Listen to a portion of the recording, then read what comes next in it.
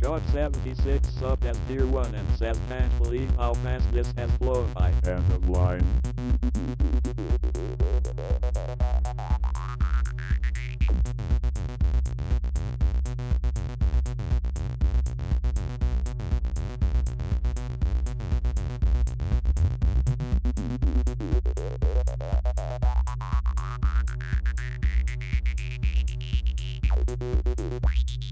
Eastwood beats up as Tier 1 and says cheers for 2 years. End of line.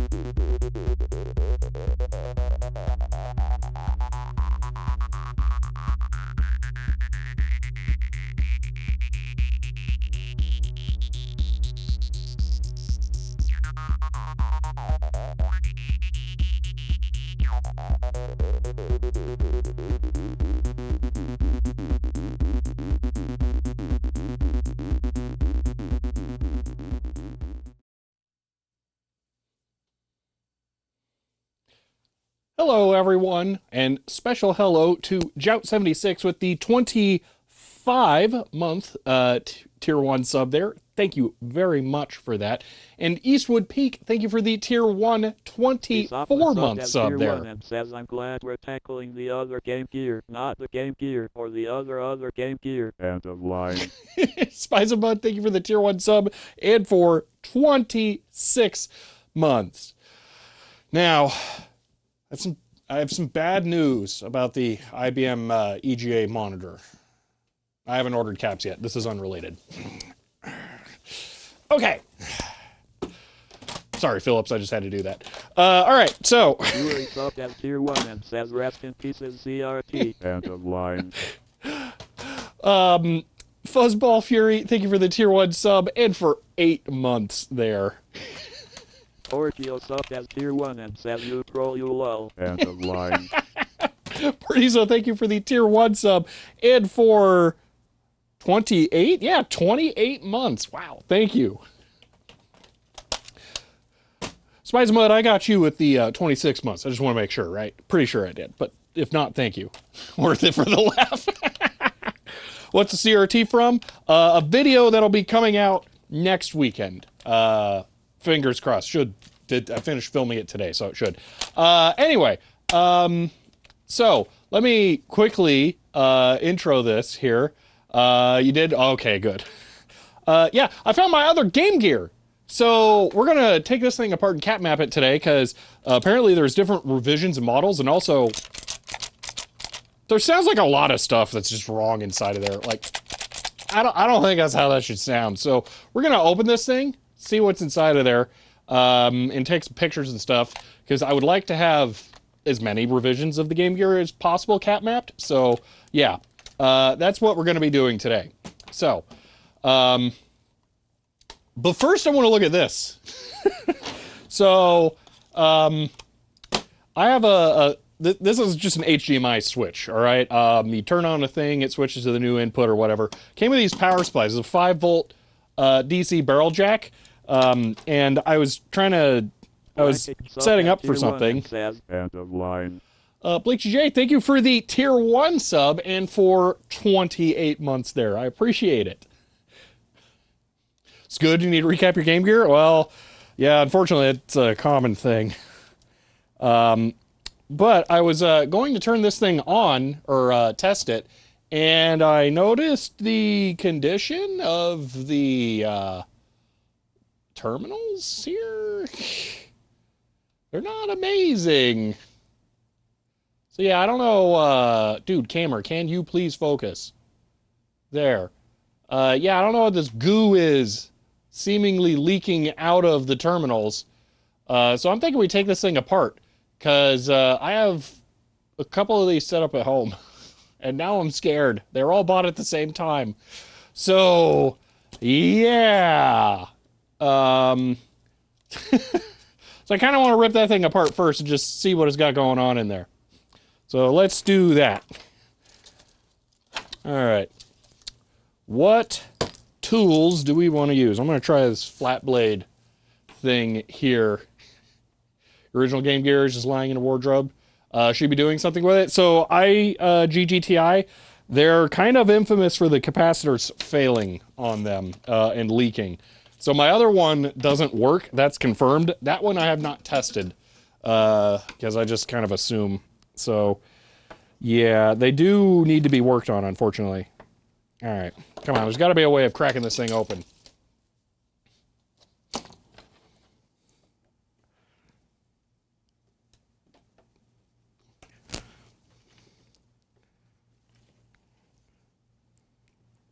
Supposed to use knives to twist, right?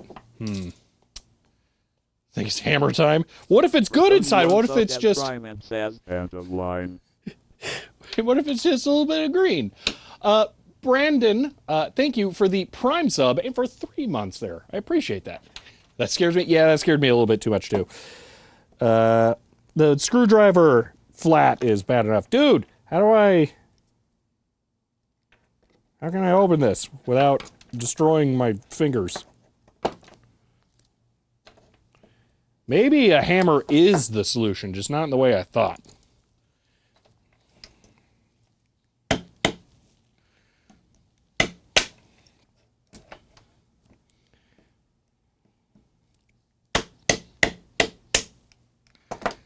There we go.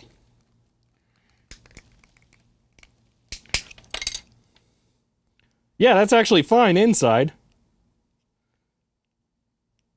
That's so weird. So yeah, it's just gross on the outside.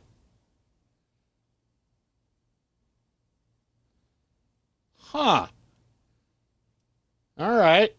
I don't know what got into it then. Also, nice coincidence that I opened the side that doesn't have the back side of the PCB. But yeah, those terminals are fine on there. Okay, so I guess I'll just clean this. It's probably fine.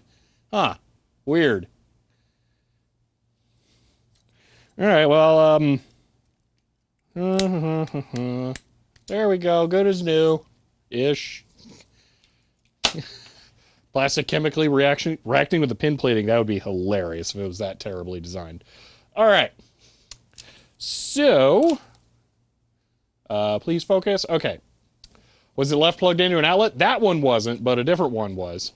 Is it moss? In Arizona? No.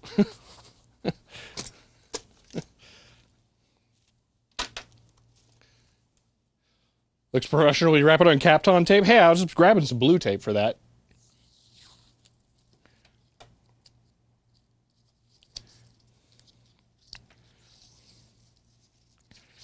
There we go. Good as new. All right.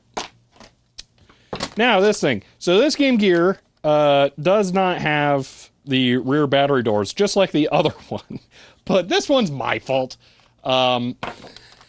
Because I was using this, and yeah, they got lost like well over a decade ago. So, yeah.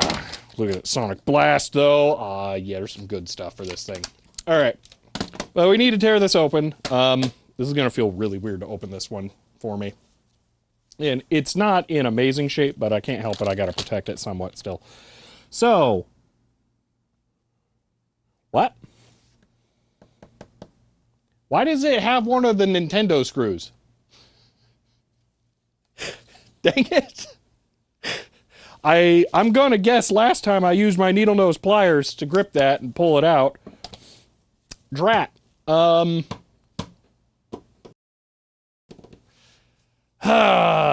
The really frustrating thing about that is I just bought... Oh, I do have the battery doors for this one. I just bought the bit for that, but it's at home.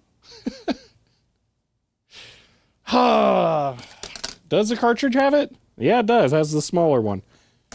Dang it. Got their Olivetti computer from the work dumpster. Ooh, nice. I'll just say here real quick, I'm kind of surprised. There we go. All right. Let's see if I can loosen this way.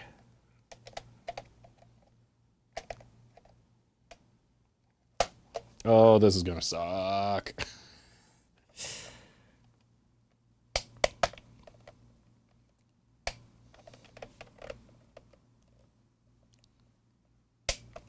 Okay, let's make sure that my weird screwdriver kit here does not have one of these.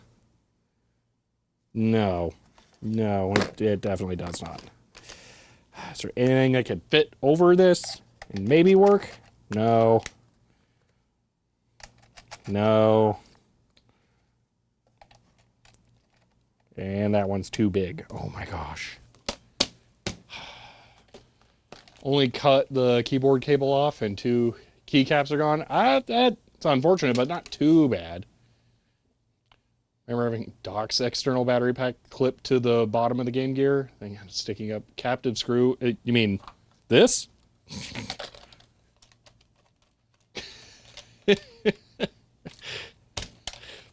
I also have a different one that clips onto your belt and then has like a cable that comes out. And it's like this, sealed rechargeable. I don't know what's in here. Probably not good things are happening inside of this. We should maybe open that sometime too. All right. Tight, so loose. Okay, gotta just... Oh my gosh, I got it.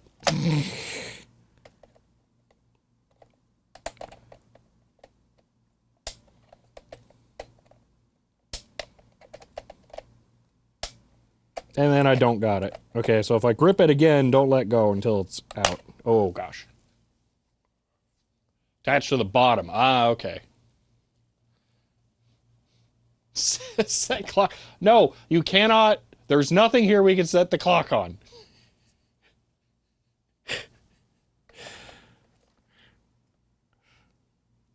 The coffee maker is now out of the running for setting the clock.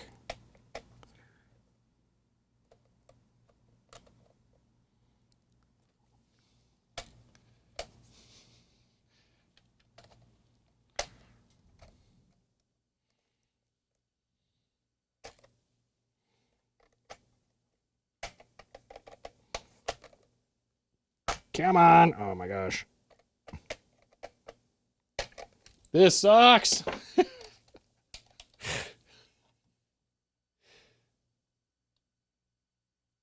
Oh, yeah, you know what? I forgot I wanted to check something here. Okay.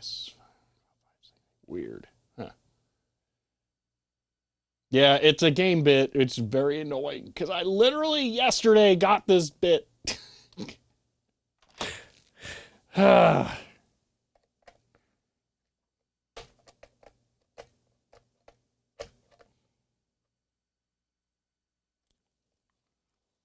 Screw it. I'm holding this and spinning the Game Gear.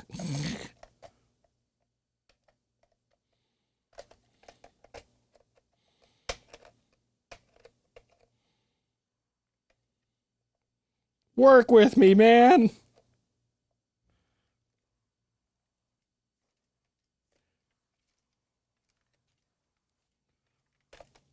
Is that loose? This hurts to see. Yeah, this sucks. I'm sorry.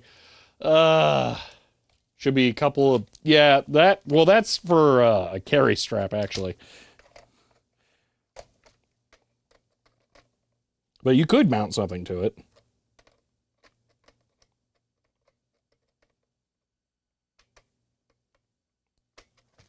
Oh my gosh. It is painful. I know. I'm sorry.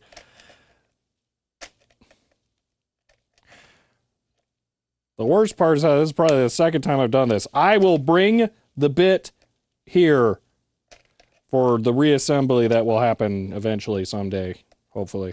Also, it turns out the blue battery doors were in the bin, so they're not missing, thankfully. Okay, I'm about to have this. Is that explode? Yes! Yeah, there we go. Okay. Ugh. All right, so there should be 6 screws because I'm just sharing the screw container with blue Game Gear from here. Okay.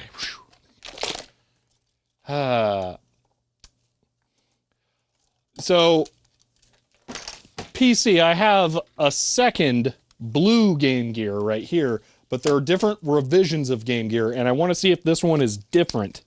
That way I can know whether or not I can just buy 2 of the exact same caps or not. So,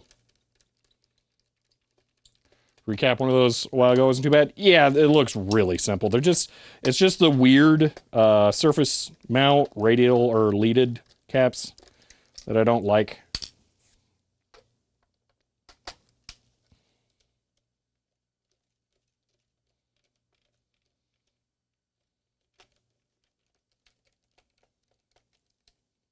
See, new long-term prediction. Will the reassembly happen someday? No, very no. Hey!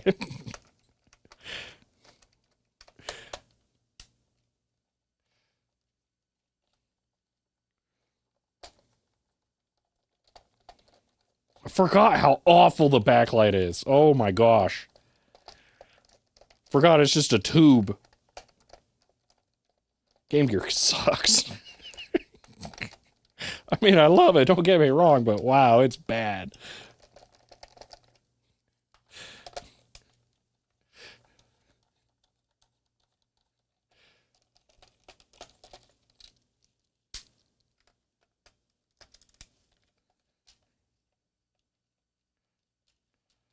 Coleco ATEM is fully reassembled. So, haha. Maybe, wait, no it isn't. It's all put together-ish. The screws just aren't in it, but it's all together. It's fine. It's in a stored separate container. Alright. And is that a different revision? It's hard to tell. 924. Nope, they're identical. Different, like, parts layouts in some areas. It's weird. It does appear to be identical, though.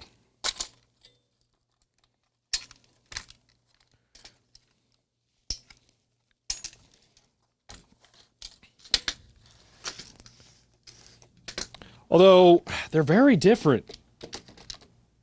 Why are they the same board layout?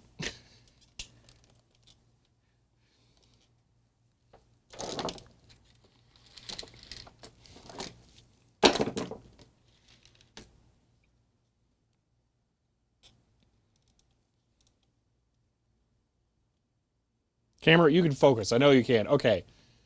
These are exactly the same PCB here, okay? But this one has these, like, dipped caps. I'm not exactly sure what's going on versus those. This one has black caps down here that are... Actually, these are much better marked. R47? I don't know what the deal is with R, but 60 volt.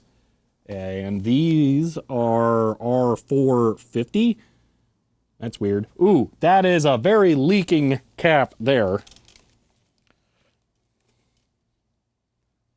Yeah, I think we got a known bad one right there. They're filters, not caps. Oh, interesting. Okay. Additionally, we have a smooth, like, aluminum coating or something in here, and then this is like sputter magnesium coated or something. So that's weird. But elsewise, they're identical. That one's May 1994. This one, it's not marked. Unless that's it. It was made in 2013. There we go. That's brushed, not clear. This is reflective. That's strange.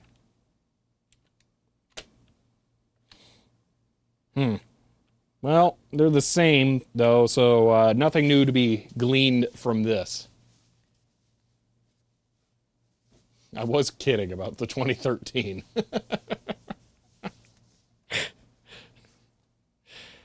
I have no idea when this one was made. I see 26, 92 there. 93 is the only two chips. Oh, this. 93. So probably early 93 on this one.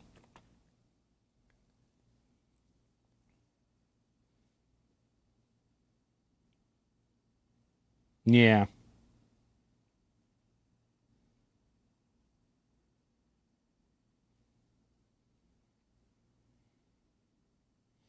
Hey, these are confusing, though.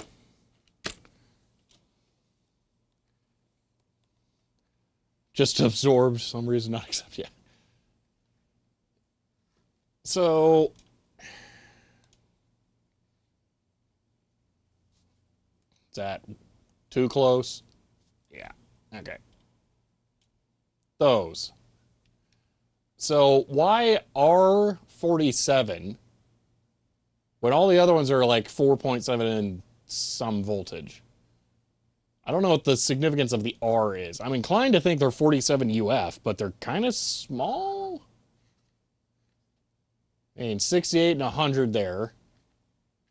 What do we got over here? We got 10 UF, 16, 10 UF, 16. I don't know why it's marked that way. Or it could be 0.47 for a shunt. That's kind of weird. Maybe we go look up a different cap listing like console 5 for this thing. Maybe they list the values and we can just guess. So that's C54. Yeah, I don't know.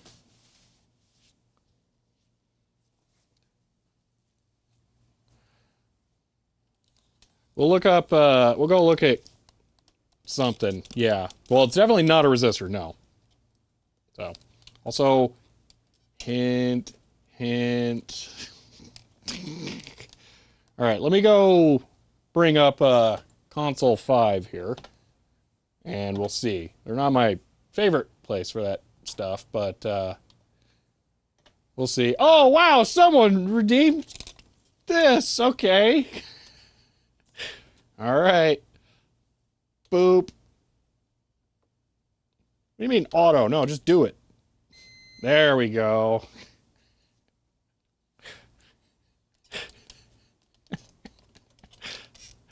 Alrighty. 50 volt in that small case can't be large capacitance? Yeah, I wouldn't think so. I don't know. And no problem, Hiram. The coffee is a point redeem because it's more fun that way. That's why. Oh yeah. Also, that camera. I didn't mention this. It looks a lot better to me. I swapped it for the GoPro 6 instead of the GoPro 8. The GoPro 6 is way better.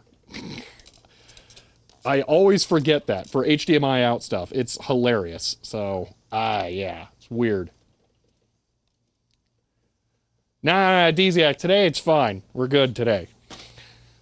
All right. Speaking, well, can I press this now? Good. Okay. Oh, I need to press that. Okay. C54, I think it was.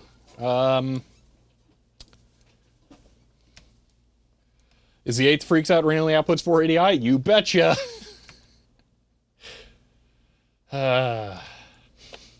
54 and 55. Perfect. Thank you. Okay. Game gear capacitor list. All right. We got to beat them on this. All right. So 54, 55 here. Okay. I think mine was whatever like the first one was. No, mine was 24. 24. All right. Boom. So 54, 0.47 UF. Okay, so that's strange. Why?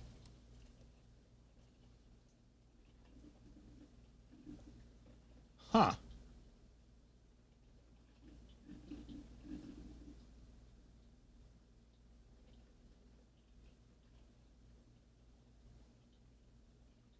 You know, I think I do like these images. I kind of ribbed on them before.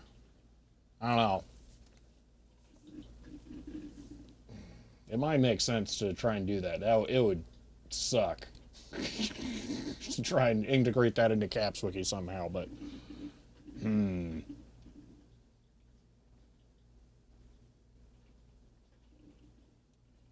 if I was gonna do this on Caps Wiki, okay, it would be a generated SVG where you would measure X and Y coordinates for the caps and then use the footprint information to automatically put that information in along with the ref des. We would have to get a lot more complicated with the way that the information is parsed on the back end. Because I don't want to just like make an image. We generate almost enough details for all that.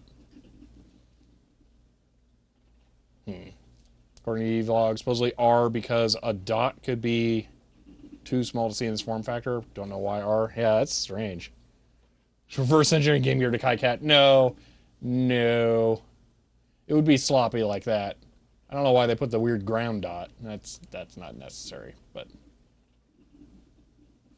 So this is a different Game Gear. It does not have these weird ones. Another Game Gear.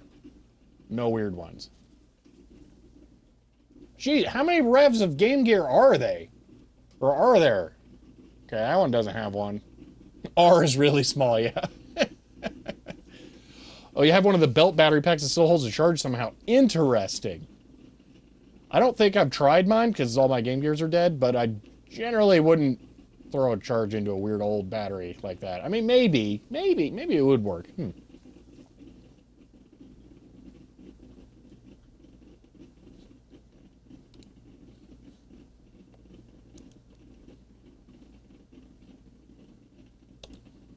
What is this site? I've never heard of this. I'm gonna guess Sega Master System power there.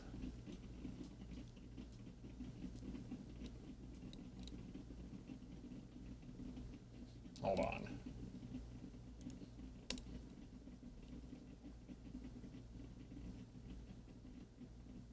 Okay. I was curious if the C14 was at the bottom on the Console 5 wiki as well, because that would have been a clear indication that they just ripped this off from there. Oh man, a Nomad. Yeah, that would have been amazing.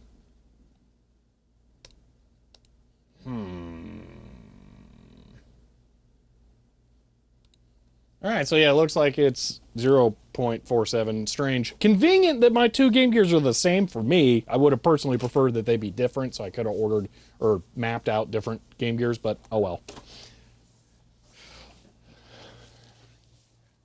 Have we killed 2 hours yet? No, it's only a quarter done. Uh-oh. Alright, well, coffee's done.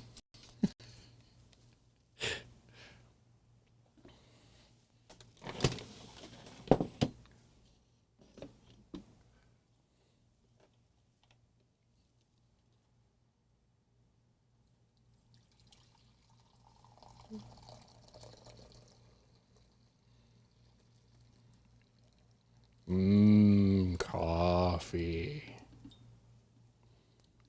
All right. Beep. Beep, beep, beep. I can turn off that. And open that. Okay. I slightly screwed up there. One moment. I didn't put in my fake milk first. And now it's going to be complicated. Great. First cup of the day, more like fourth. All this size.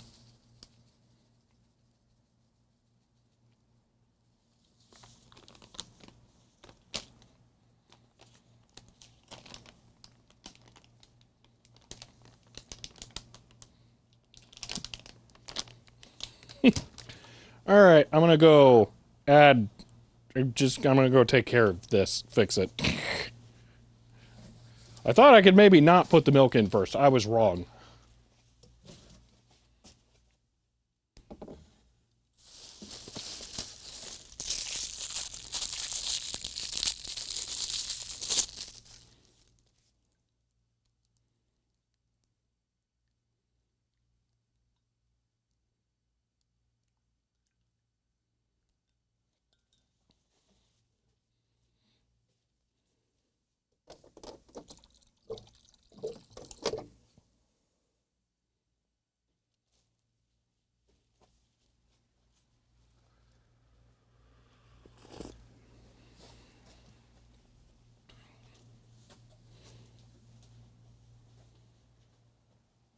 There we go. Okay.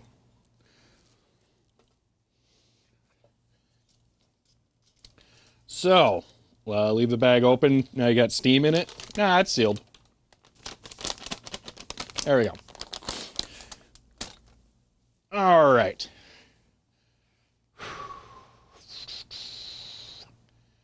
Quit coffee last August. I don't know why.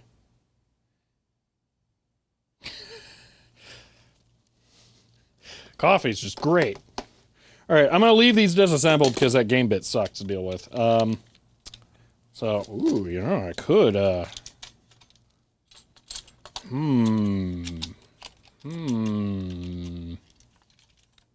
could make some abominations.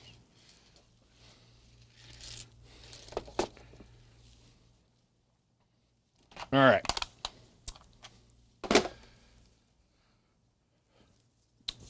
There is, Harlequin King here, yeah. I got a bonus objective for today. We're going to update the cameras in the ATEM.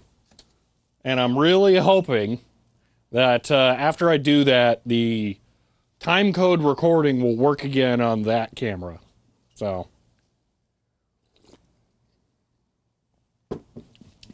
Coffee is tasty. All right, so here's how we're going to do this.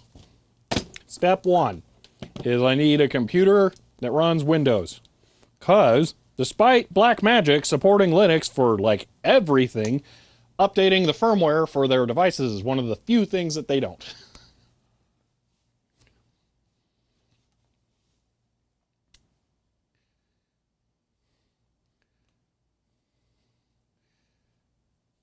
Alrighty, I am good here.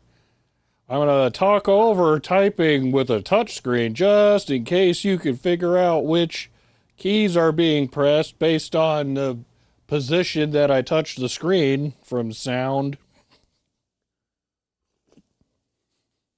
Oh yeah, also, we're on the razor's edge for battery life for the wireless mic packs because I haven't actually swapped out the batteries yet and have done a fair amount of recording with them during the week. So I'm curious if they last the whole stream. If they do, I will put new batteries in for tomorrow's stream. If they don't, I'm sorry, the transmitter's probably going to die first, and that's going to result in a very loud sound for you all, it seems. So my apologies in advance for that, but if you hear like some kind of horrible static sound, start screaming in the comments, and then I'll mute it and swap batteries. Okay. So, this is a computer, and we're going to use it to update the cameras. So, does this thing have C ports? Oh, it does. Cool. Is there one on that side? No, but there is one over there. Okay. Hearing loss is a feature of the stream now, yeah. Okay, downloads. So I have two camera things. We're going to install the camera firmware updater first. These are enormous, so I downloaded these at home. Let's just extract this, I guess. Extract all. I don't understand why Windows always has to do this stupid dialogue for extracting files. Samsung MacBook Air.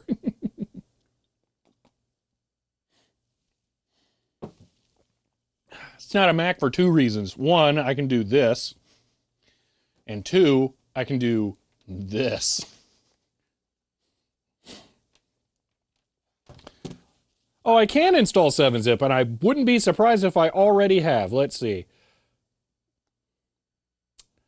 I guess I haven't, but the problem is Windows, you know what, I'm not even going to bother, because you're all just going to tell me, oh, you can fix that with registry nonsense. I don't care.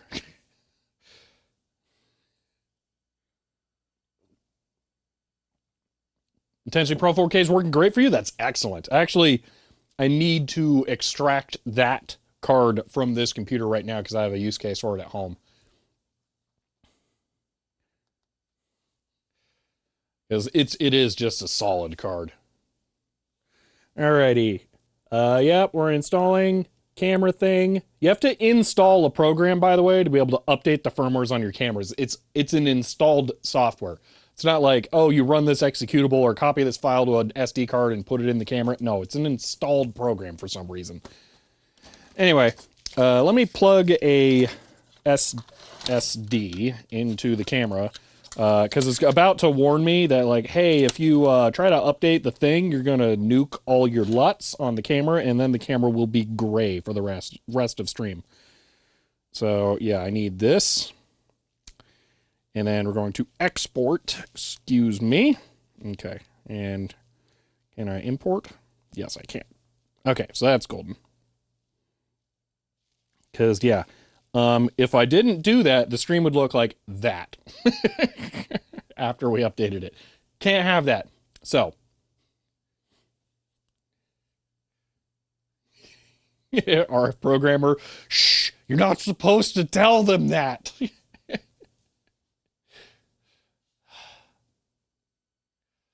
Helen Croft, actually, for double clicking stuff, yes. What I was going to say and didn't want to get into, because I know people are going to tell me there's a registry option for it. When you right click in Windows 11, it brings up the new stupid useless context menu that software applications cannot modify. So you have to go down to show more, and that's where 7-zip will be. I'm not going to bother with setting the registry thing for that. I'm just going to deal with the new Windows 11 thing and complain about it because I'm a Linux user and I don't want to use Windows.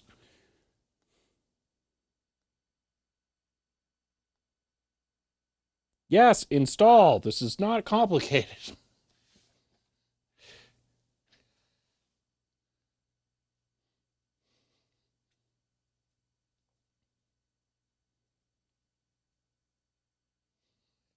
Yeah, see, there's all sorts of ways of doing that. I don't care. I don't care. Don't care. How's the audio working? On this one, actually, audio works fine on this. We're not going to talk about my main everyday use laptop.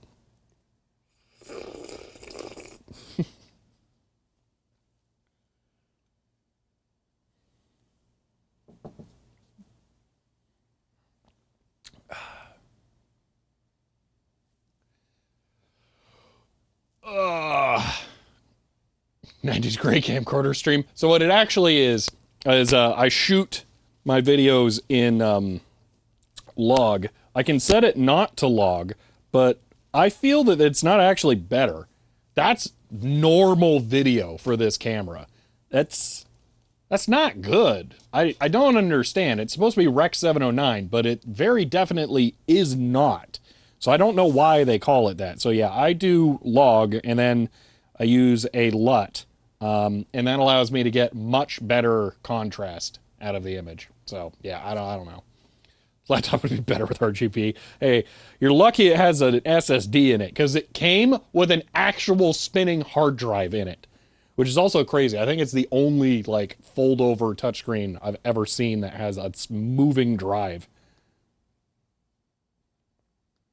All right, so we now have a program that, why would it, menus and stuff. Anyway, we have a program that'll allow us to update this. Update the camera, that is. I'm just going to go grab a different USB-C cable. That'll make this a lot easier. I don't have to undo the one from that. Oh, wait, you know what? I got one right over here. I think. Yeah, this. Just use this one.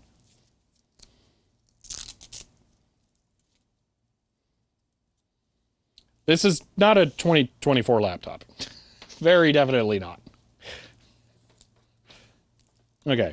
Plug. Okay.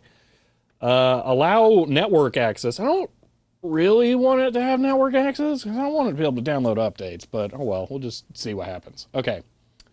Don't loads of 11 users go back to 10? My rule of thumb is always if I'm going to not use Windows, I'm going to not use the newest version of Windows. That's my rule of thumb.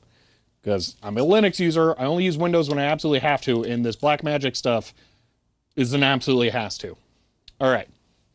So, we're about to update the camera. What do you mean software is up to date? It's released like earlier this year. That's not possible.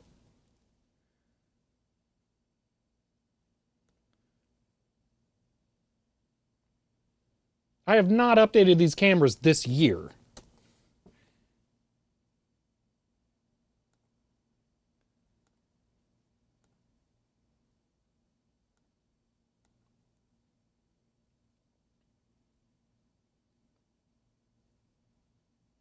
Blackmagic Camera 8.5.1 update, February 2024.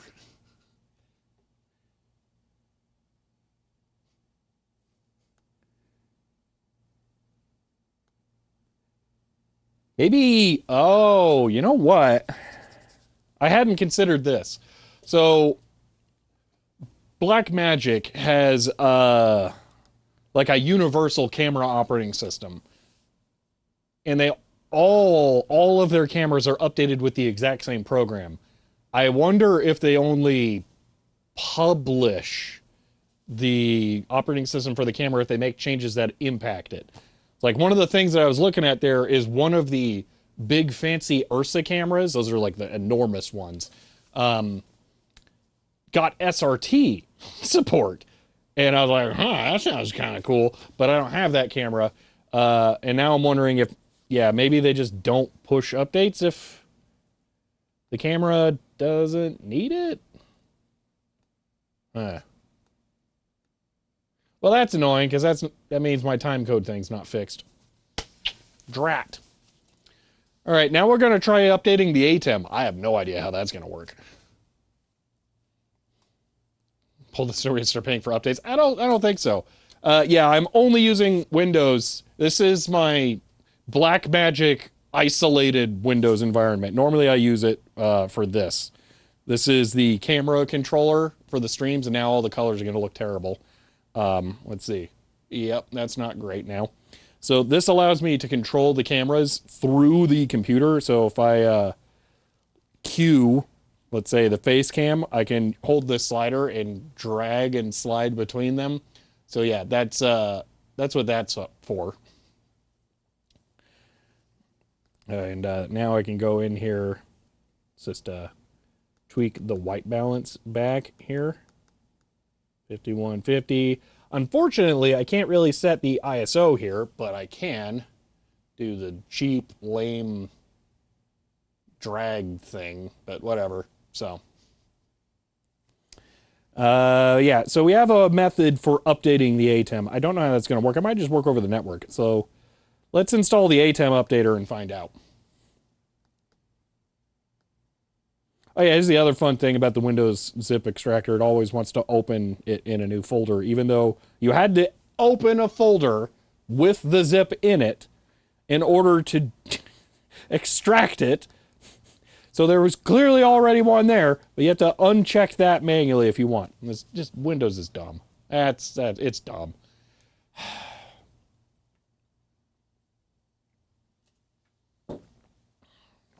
Yeah, I'm pretty sure the camera reports 8.1 as well. It does.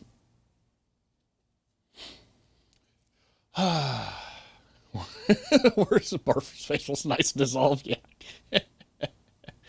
And when it was 11 for a week, DaVinci kept crashing with it. I didn't have that when I used Windows 11 for a month. Interesting.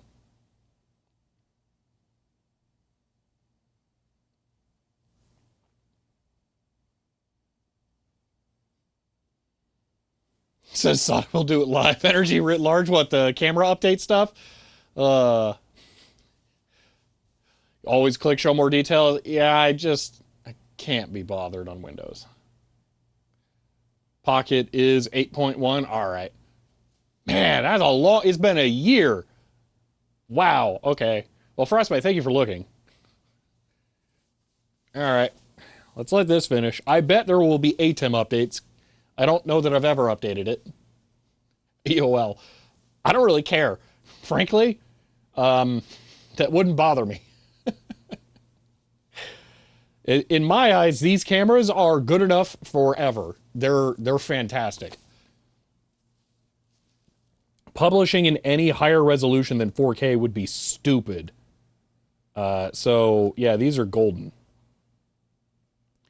I could maybe see filming in a higher resolution and then downsampling or cropping if I want, but I don't need that.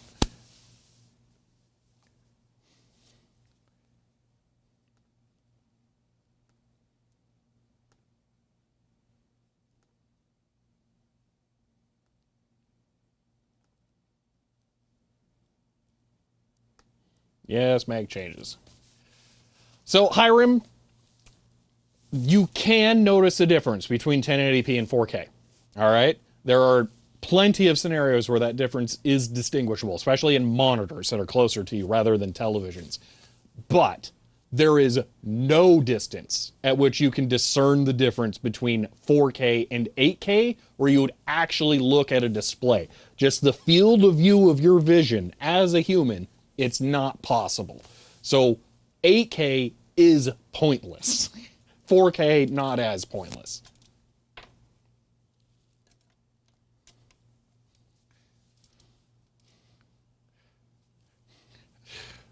Wesley, Microsoft has said a lot of words. Please uninstall the following.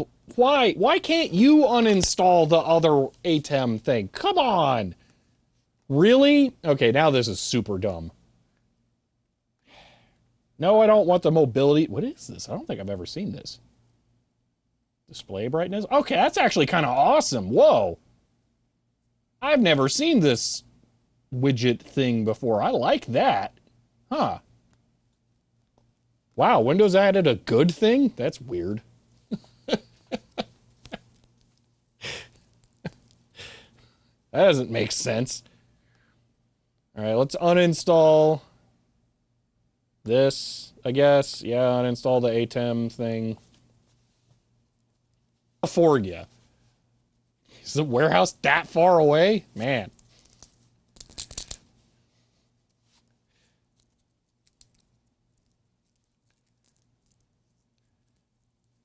Micro cinema camera. I'm not familiar with the micro cinema camera. Okay, when I get money for it, I am... Oh, stream died. Cool. Wait, we're back? Hello? We're back?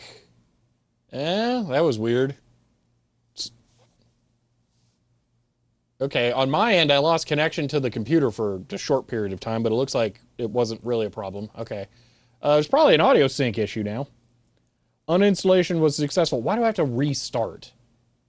You connect to the ATEM over Ethernet, not direct over USB. There are no drivers. Windows programs are so dumb. Man, that backlight flicker, jeez. Ah. Wait, why did that go so loud for a second? Was that just static for a second? If that was a second of static, I will change the batteries right now.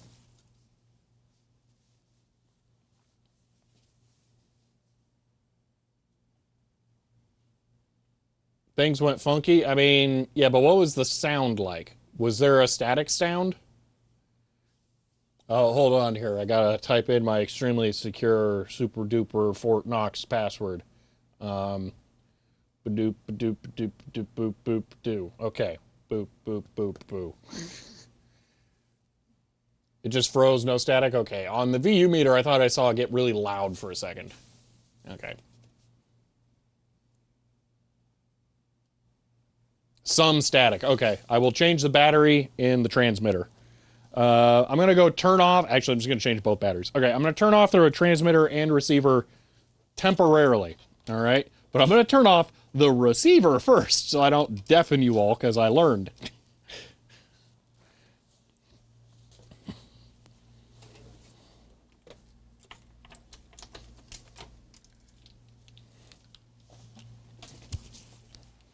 Oh, it might have been the mic rubbing on my shirt. I'm not sure, but I don't want to take a chance because it's apparently very bad, the static.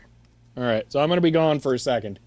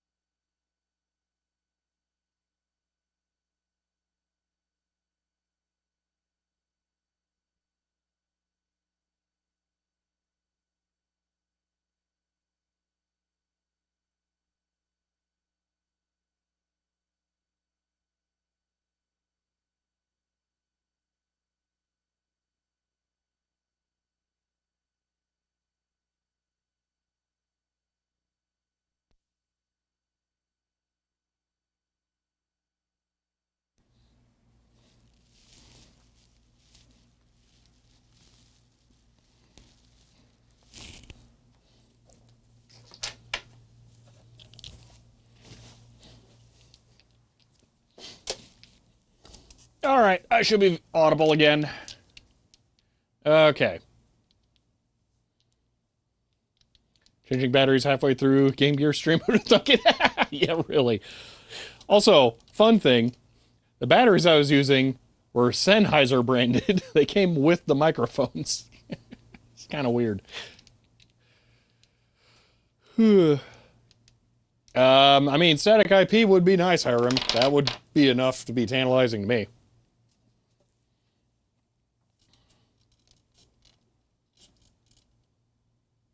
All right. Cinema cameras designed being a fixed mount position. They don't have any body preview screen.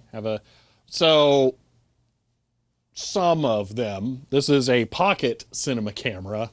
Yeah, I could deal with that because my setup here, I have reference monitors, and if I'm really fancy, I'm using this, but I can't because I don't have one output from the ATEM. It's kind of annoying that they don't give you dual outputs to have a monitor view like that all the time. But yeah, I think it's because they want you to use the software we're about to install to control it. And that you just see like, oh, this button's lit up here. I must be on that camera. But yeah. It's way easier to just push the physical switches on the thing. All right, reinstalling the ATEM software. Then we'll see if we can update it. We're cruising through too many projects today. Have to go? All right, see you later, Cart House.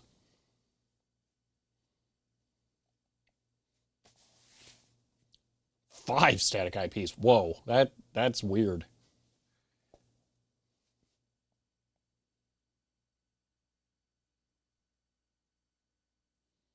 Oh, this thing is very confusing. This will take 4.2 gigs of space on the computer. That's just stupid.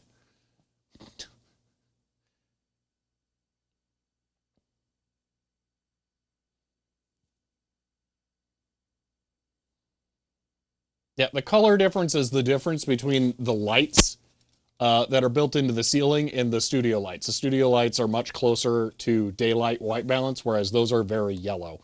It's the same thing you can see in the other room because that is only lit with room lighting. It's a lot more yellow. What do you mean static? Did it static again after I changed the batteries?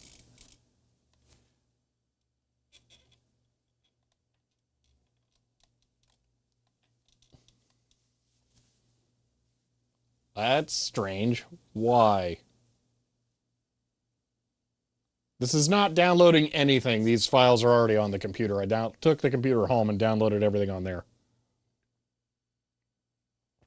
I was really expecting the Game Gear stuff to take longer today. Wesley, I don't have the computer set up, and I'm not setting it up today.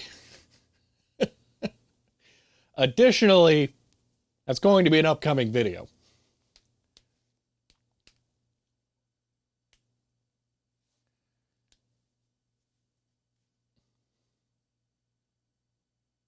Whenever I do drastic move it, oh, it's probably the mic rubbing on the shirt or my hair or something. Let me see if I can see how the mic is. Yeah. I don't know. Let me try something. I'm going to mute this.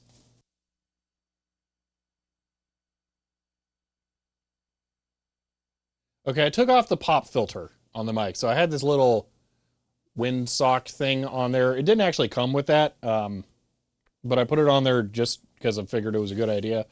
Maybe it doesn't need it and it's making it worse. So I don't know.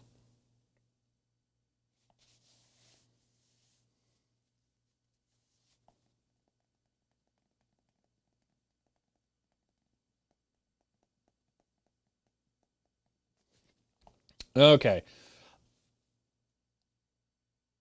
Also, it seems like tier 1 and says woo-hoo. End of line. Ness, thank you for the tier 1 sub and for 23. I think that's this 23 months. I very much appreciate that. It seems like a number of you could probably benefit from pausing and restarting the stream because I think you're kind of behind. All right, let's restart the computer again for the program that operates software over TCP. So the filter it's not a filter. What it does is if I do a p sound, it should prevent the big sound wave from hitting the microphone and causing like a thud. So it shouldn't really matter because it's not in the way of my face. So it's probably unnecessary, but I just put it on there just because. So, yeah, plosives. Yep. So, Nesreal, apparently, there's like 5 different models of Game Gear, and I only have 1 revision with the 2 that I have. So, I don't know if mine will correlate to yours or not.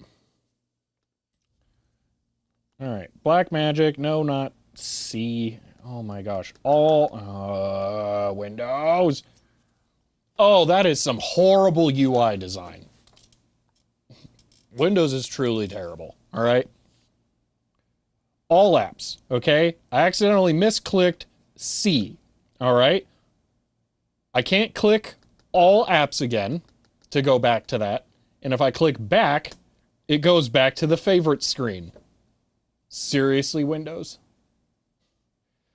Also, there's a bunch of KDE themes that are trying to knock off this launcher. Why? What is wrong with you people? This is terrible. This is horrible. Nothing about this is good. Anyway, Windows sucks. That's all there is to it. All right. ATEM. What does ATEM setup do? Does that give me my firmware updates? You want it to access networks. This actually needs to access networks, yes. See, how'd you ever see all the apps they've downloaded for you to try out? Yeah.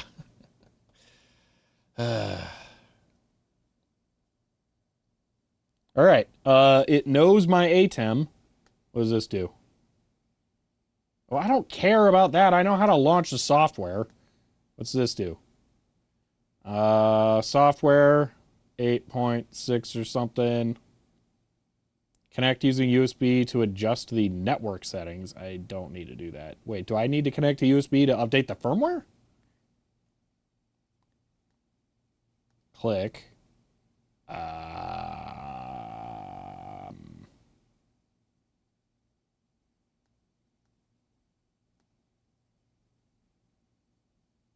All right, I'll try plugging it in, I guess.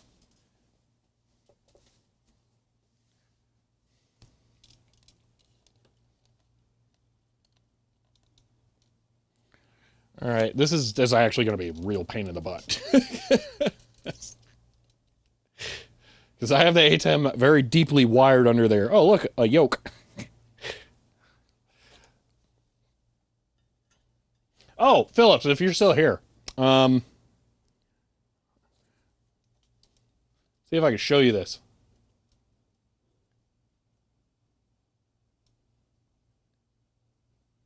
That's,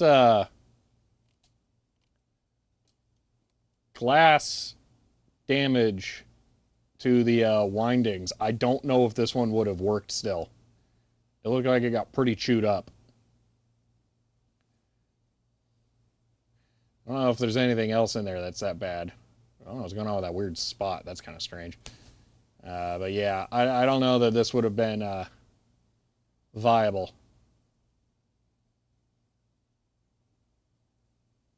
More there? Yeah, I think that is. So, all right. It's wallpaper material. Not with my stream quality, it's not. I wish I had a better solution for that. All right. So here's what I'm gonna. Ooh. Well, All right, I'm gonna unplug this. Okay, that's USB. The stream's probably gonna like kind of go down for a little bit if this is actually able to update the firmware, because this is the controller for all the cameras. The audio routes through it. So if this can update it, it's gonna be a little bit of a thing. Now it's connected, it recognized that it's connected over USB and network now. Stop focusing on the reflection. All right. Now can you do anything? Click. All right, we can set network info. That's fun. Switching mode, program preview, cut bus. What? Picture-in-picture keygen. Oh my gosh! Stay on with transition. Save.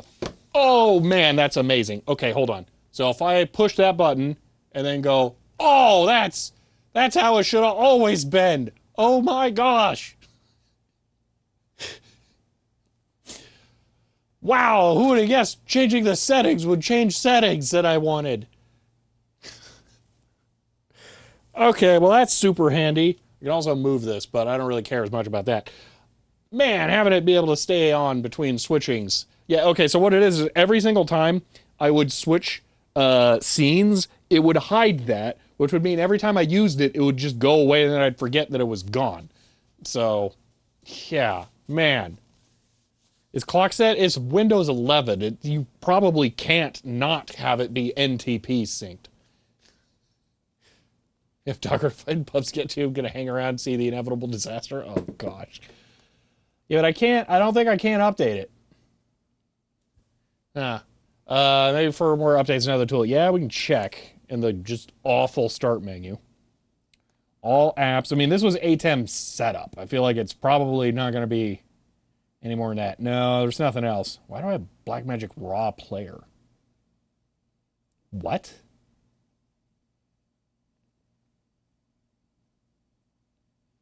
Camera setup. Oh, the camera setup probably came with the Raw Player. Microsoft, you must pay for that. I wish I could pay. I had to pay to get extra internet connectivity.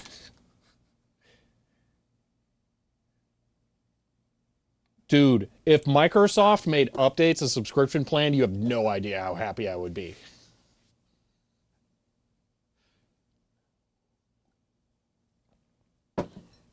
Would finally be able to have a version locked copy of Windows.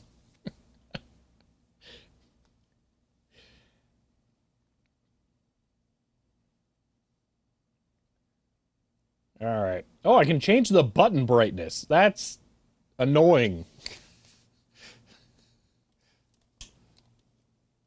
Look at them flickering already. They're clearly not at max brightness. So I can make them flicker differently by lowering it.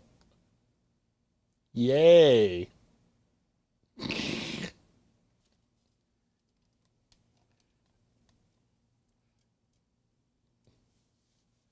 This last few streams, what's the internet situation right now? No, not the public Wi-Fi thing, unfortunately. They'd push the updates around and send the boys around to extract your subdues. Thought you were going to say no, but they might make it a subscription cost and not update, which I think is basically what Enterprise Windows is now. All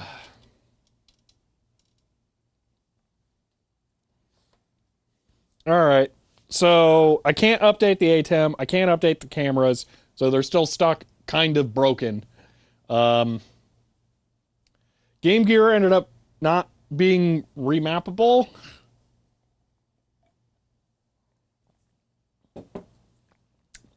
Did load share. No, I wasn't trying to do a split, like a bonded connection. I was just trying to do one or the other. So play something on the Game Gear, they don't work. That's why I need new caps. I wish, but no. I bet there is video out on the Game Gear because it's basically a Master System. I bet there is a video out option. All right, give me a second. I'll figure something out here. Almost impossible to remap the keys? I'm not sure what you're talking about.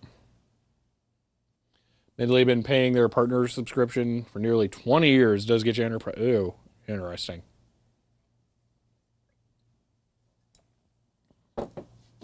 Nomad is a portable Genesis. Probably video in for the TV tuner. I can't remember if it has video in. I do have the TV tuner. It was awesome. Dude, that TV tuner, that was an amazing peripheral. Okay, that thing rocked. That was a smart move. All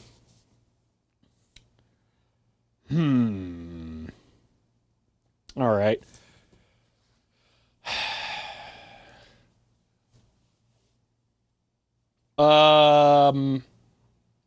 No, Hiram. So the Master System was the NES and the Genesis was the Super Nintendo, if you want to think about it that way. The Master System was also called something different outside the US. There were like 3 different versions of the Master System in Japan, like the Sega Mark III or whatever. I don't remember exactly what they were called. Yeah, oh yeah, and the Mega Drive is what the Genesis was called in Europe too, and other places. Yeah, the names are a mess. I don't blame you for not knowing them, especially if, yeah. Additionally, Master System, really unpopular in the US. So, yeah. Yeah, additionally, the Game Gear is not really a Master System. The games are just very similar to the Master System. Architecturally, it's nearly identical, but it's not quite a Master System. There was never an official way of playing Master System games on it, as far as I'm aware. Ooh, excuse me. Oh, out of coffee. I'll be right back. Just gonna rinse the coffee cup.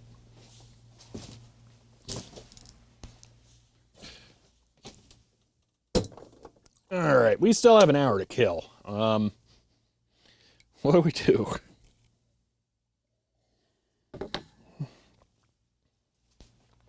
You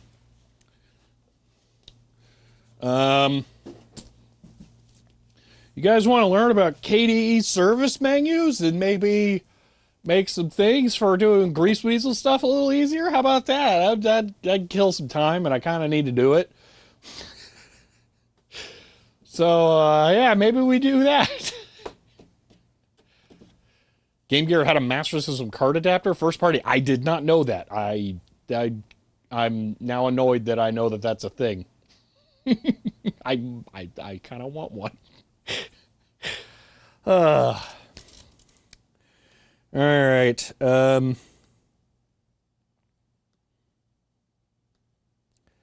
Yeah, I'm kind of not really kidding on the KDE service menus thing. I think we're going to do that. Because it would be really handy to get some Grease Weasel stuff going with that.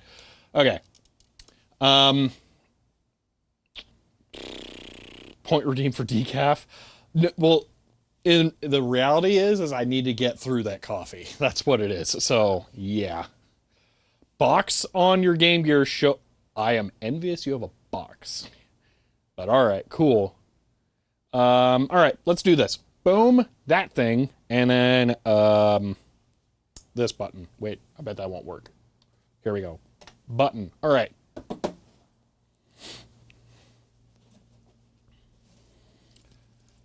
Decaf is horrible for you. If decaf is bad for you, then regular is bad for you too.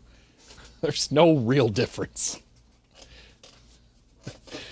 Okay. We're gonna go to GitHub here first. Gotta run? Alright, see you later, Ben. Ah, I'm not signed in. You know what that means. Hey, what's this? It's a lens cloth. Why, I bet you all would love to get a closer look at that. Oh, look, it's so wonderful. It's all clothy and lensy. Oh my, it's just wonderful. Would you look at it? It's pure delight in cloth form. Oh my, oh, stupid 2FA. Come on. Pop the thing. I know, yes. Okay. Oh, this is new. They have numbers on it now? There we go. All right. Okay, and I'm sorry, your time with the lens cloth is over. It's such a precious commodity that it must be rationed. Okay, here we go. I think you heard it 7. Okay, so, oh man. Again, GitHub, why is there never one click button to just get to my repositories? All right, service menus. So let me grab this. All right, so we're gonna clone this, and I'm gonna show you all the majesty that is KDE service menus. Okay, so we're gonna go to where is it? Local share KIO. Okay, local share, and then KIO. KIO. Does that folder not exist? Okay, mkdir, KIO. I'm a little disappointed, okay? F10 is the shortcut for creating a new folder, okay? I am very much trained for that. I'll get to that in a moment, Archels. It's a grease weasel, like weasel stomping day. Anyway, F10 is now remapped in Dolphin by default. And I know I can configure things, okay? But it's going to be real hard for me to remember that. That they're going to remap it. So I'm trying to get myself trained to this instead, doing that. So your work made everyone sign into stuff again this week, so spending an hour typing 2FA keys. Oh, that's awful. That's terrible. All right, git clone this. Boom. All right. And I now have service menus. So what are service menus, you might ask, okay? So if I right-click this folder, okay, you can see we have open in terminal. We've got, if I click something here, like this folder, okay, we could, usually it pops up the compress thing. For some reason that's not here. I don't know why. Oh, here it is, compress. So we can compress this folder to a zip, okay? I am running Linux, yes.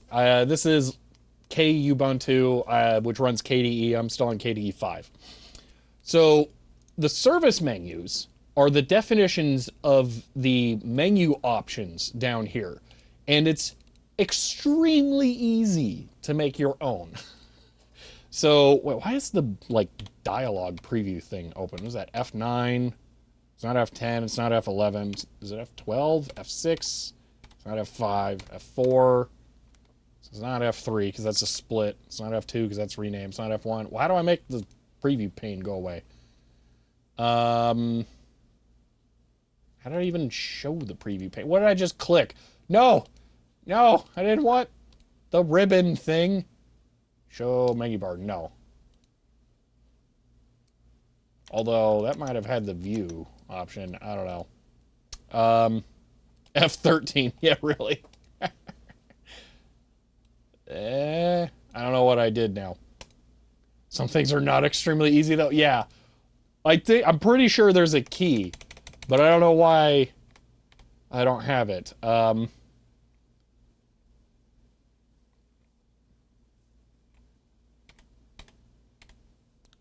F6 is that? Oh, interesting. Oh well. Show hidden files, additional information. Dude, what? Show panels. Aha! Information. Goodbye. Did it show the key? F11. It is F11. Oh, I thought that was going to be full screen. That's hilarious. All right, never mind. Anyway, back to service files, okay? I know KDE. So, service files let you define things. So one of the things that I had in here before was this, okay? Make file build, all right? So this is a service file that allows you to, in any folder, okay? Let's say we have a folder that you just downloaded, okay? Or a project from GitHub. Where's Git, okay? So let's say we have, one of these has to be compiled here. HP drive, does that compile? No. Why? Why is that in Git then? HPGL to this thing, that doesn't compile. Hydrobrace. LDD code, does that compile? Kind of, but it's CMake, not make. Lif utils, that's CMake. Mini Pro? Is this finally real make? Make, okay, beautiful. Okay, so the Mini Pro thing, all right? So, say we want to compile this, all right? This is just using standard make files, all right? So the command to make this, as in build the program, is just make, all right? You can do make clean if you want to wipe out the contents of the directory for all the pre-built executables and things. So what I did is I made two commands. One is make and one is clean make. So I can right-click this, do make file build, and then full clean make. So what this does is it just runs make clean in this folder. It deletes all of the compiled stuff that's already compiled and then recompiles the program. So if you have your project set up in a smart way, you can just rebuild it, boom, instantaneously. So do we really need the photorealistic disk icon? Yes.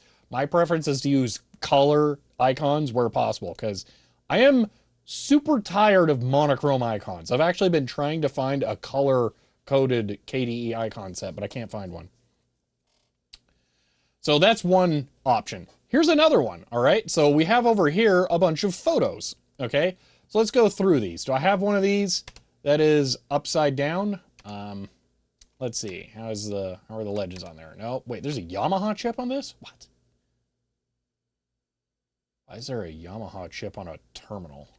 That's strange. Okay. Hold on. Let me just scroll through here. None of these are upside down, huh? Well, that's surprising. Let's just pretend, though, that this picture is upside down, all right? So let's say that that one's upside down. Well, I can now right-click this. I can go to Image Magic, and I can Mogrify Rotate 180. Boom. And now that image is flipped. So this is another service menu that I made. I'm going to go ahead and flip that back now, too. This is another service menu entry that I made. So here.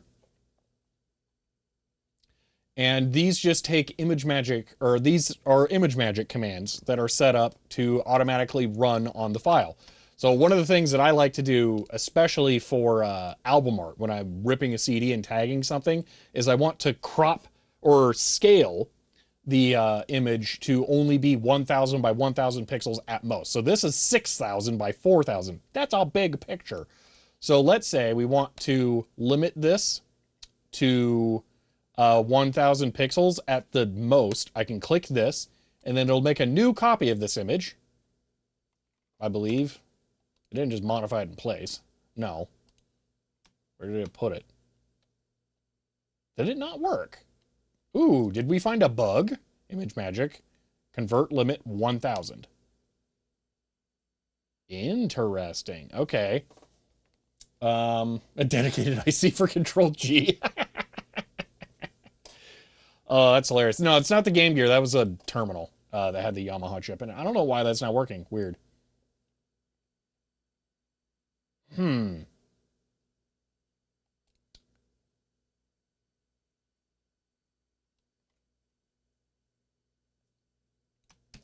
Let's just for giggles. Gator test. Copy a picture into there and then run the command directly.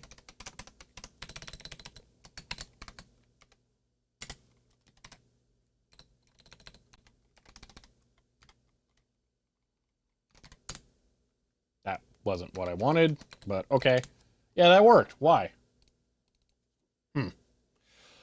E-reader cards are kind of out of my hands at the moment. Work is being done on them, but there's not. I don't have any more to say right now. So, all right, 7 point the industry loop back to Windows XP OS X title icons. That would be nice.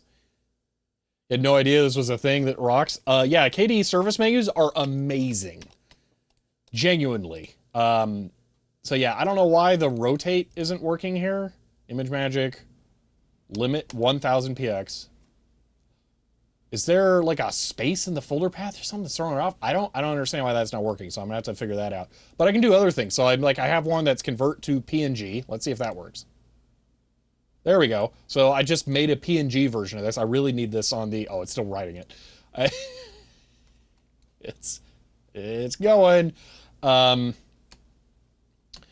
So I need this on the streaming PC because I'll take a screenshot with OBS and it only saves as PNG and then I have to convert to JPEG. So what I do on the streaming computer right now is I open in GwenView and then I Control-Shift-S and then just rename the extension to JPEG to make it work.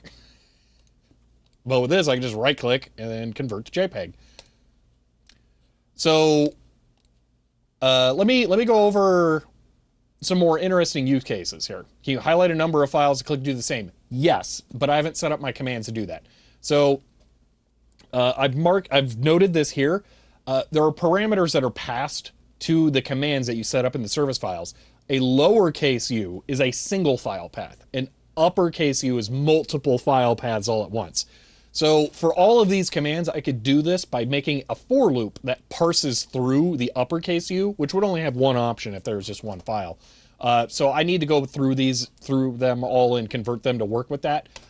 So you totally could do multiple file selection. I just have not coded that in yet. So let me show you another thing here. So archiving, let's say betrayal here. All right, so this is a disk image. All right, so raw stuff. This is the file contents of this thing. All right, so I'm going to rename this -old, okay? So one of the things that I've done is I've made a media image thing here. So floppy disk image extract FAT12. If I know this is a FAT12 file system floppy disk, I can just click this and boom, I just extracted all the files from it. And I can do the reverse. So let's say I have a folder of files, all right? So new image, all right? Let's say this is a folder of files. I've confirmed that it will fit in a 1.4 megabyte disk. All I can do, and just to confirm here, this was originally a 360K disk image. I can now right-click this, and then media image, dir to disk image, 144 megabyte, boom, and I now have a 1.4 megabyte disk image that contains all of the contents of this folder. I can verify that by mdir, and then betrayal dash new image.img here, hold on, dash I. Boom. So confirmed that is a valid FAT12 disk image that has all that stuff in it. Can the shell scripts use something like Zenity for prompts? Yes, it can. Hold on. Let's say we have Earthworm Jim? No. What's something that we could actually run? KiCad? No, that's not Windows program. Sim Farm. This, it's Aru. Huh. Hold on, I'm just trying to find a Windows program that I've ripped. Mouseware, no. Micro Expander, no. Crush Crumble Trump is not Windows. Earthworm Jim 3D, perfect. Why is it a Aru? I don't have Aru set up. Hold on. HP, you know what? Fine, we'll just rip another CD. I don't know. I don't have Sim Tower ripped. I'm trying to look through the things I already have ripped. Sim Farm should be, but it's an Aru file, not a bin-q. Oh, wait, there's a bin-q. I don't have a super easy way of converting that currently. I would have to use bchunk. No, that's not. TriCAD, no. TV 950, no. Vio, wait a minute. Whoa, no, that doesn't help. VX, no. Web Vengeance? No. Alright, I'm just gonna go grab a dumb Windows program that should hopefully work. I'll be right back. Oh wait, that's right, I can still talk and walk. I forget, the new mics are, like, not terrible. Alright. How about, Doom for Windows 95? Where is that at? Or would Doom 2 work? How about the Windows version of Tempest 2000? Beautiful. We'll use that. Okay. Windows Tempest 2000. Okay.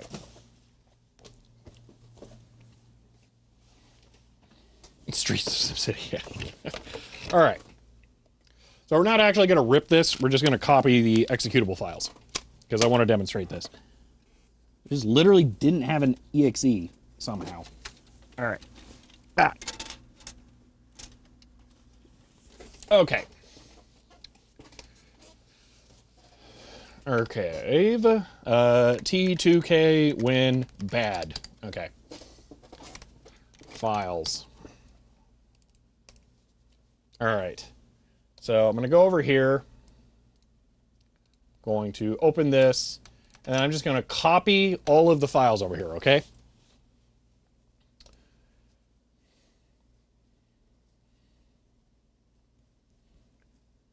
Okay. So, you asked about, like, the Zenity-like stuff. So, KDE has K dialog, all right? So, I have a wine system here, or a wine menu, all right? And what I can do is I have two options here for local. So these are different wine prefixes, but there currently aren't any wine prefixes set up on this system because I just downloaded this. But let's say you know a program is a 32-bit program or a 64-bit program, and you already have wine.32 or .wine32 and .wine64 in your home folder. It'll utilize these to set that up, but you can also just click configure and it'll initialize it. But anyway, local will use the path of the executable and put a wine prefix in here. But because I don't know whether or not it is going to be a 32-bit or 64-bit prefix, when you first launch this, it brings up KDialog here, all right? And it asks, create as 32-bit architecture. So I'm going to say yes. Now it's creating that, and then it's going to pop up the wine config in a second. Yeah, there we go. But that dialog gave us branching logic as to whether or not this creates it as a 32-bit prefix or a 64-bit prefix. So if we look at how that worked, go to wine prefix here. This one's it's a very complicated long line, so but KDialog -- yes no is how that works, and then you look at the last result for a program. So yeah, you can do pop-ups like that. Dialogues and stuff. So if I wanted to, I could go set this to Windows 98 and then we could run it, but I actually don't care. I'm not going to really run that. But the other cool thing is, let's say I do care about this. Now I could just right-click config.exe and then launch with the local wine prefix, and it sets all this up automatically, and then it will launch with this one, this setup. So if you want a local wine prefix for every executable, this gives you a GUI way of launching it like that, which is normally kind of a pain in the butt unless you're using a launcher like Lultris or Play on Linux or whatever, but I don't really care about that. Why would I do that when I could just do this? So that's another use case. So What do I want to do right now other than just rant about how cool all of this is? Well, as someone asked, the grease weasel, which is, I think down here. No, it's not plugged. Here it is. So the grease weasel is this thing. This is a USB floppy interface, all right? So I have a big old stack of floppy drives here, and I leave this plugged into them. And I would like to make a service menu that I can right-click any floppy disk image and then have it just write it straight to here, rather than trying to remember what the grease weasel commands are for doing that. So that's what I would like to do, is make some service images or service menus for that. I do need to get the Tempest 2000 disk out of there, though. So give me 1 second on that.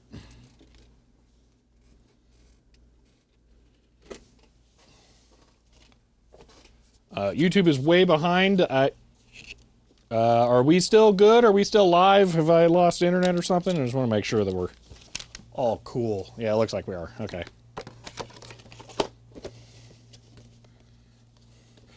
I don't know what to do about YouTube being behind. I could stop and restart the stream. I don't know if it's that bad. Okay, so around here I should also have a power supply to use with that. It ended up getting taken home by accident. Where did I just put it? I finally remembered to bring it back to the office. I think it's on the ground here. Here we are. Yeah, this is my dedicated power supply for the grease weasel stack here. So let me go ahead and plug this back in. And then I don't have to worry about using a 750 watt ATX power supply for this thing. Might be a little bit overkill.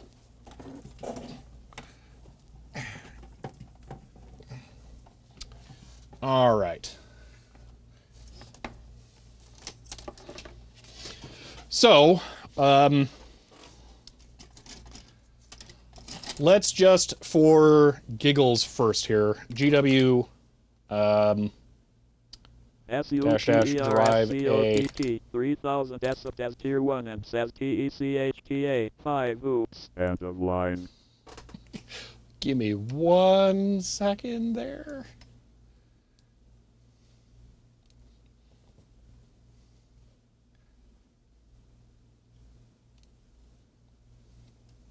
Super Scott 3000, thank you for the tier 1 sub and for 6 months there. I appreciate that. All right. Just a bit overkill. Yeah, really. All right, so if we do GW drive A clean, this should... Why? What happened? Or is it GW clean drive A? Hold on. Clean. See, been too long. Clean. Can't find the grease weasel device. It would help if I plugged it in, wouldn't it? I guess we can do that. Picky computer. All right, what's that plugged into? Camera we're not using. All right. All right, let's go with this. Run that again. And beautiful. I'm guessing you could hear that. All right, so we'll cancel that. So, what I would like to do is create another service file. We'll start with a make file, and we'll call this GW wireless grease weasel when. I mean, you could just SSH into a computer. It really wouldn't be that hard. I could 100% just throw a Raspberry Pi W0 in there and then just like email files to it or whatever. It would be super easy. It's not necessary. Let's go GW quick. I can't in good conscience call it that. Some of you will know why. No. GW simple. We'll call it that. All right. Ooh. There's a thing I want to install. Sudo apt install plasma SDK. All right, how big is this? 32K. Oh my gosh, it's enormous. might not be entirely serious about that. I mean, it would be kind of nice to just not have to have it plugged in. I mean, it would be the worst thing. USB IP is totally a thing. That sounds definitely like overkill. All right. Now I'm going to do this. So we're going to run cuttlefish. I don't know why it's called this. I literally think they just picked a random word for the dictionary. It's the icon browser. Why is it called cuttlefish?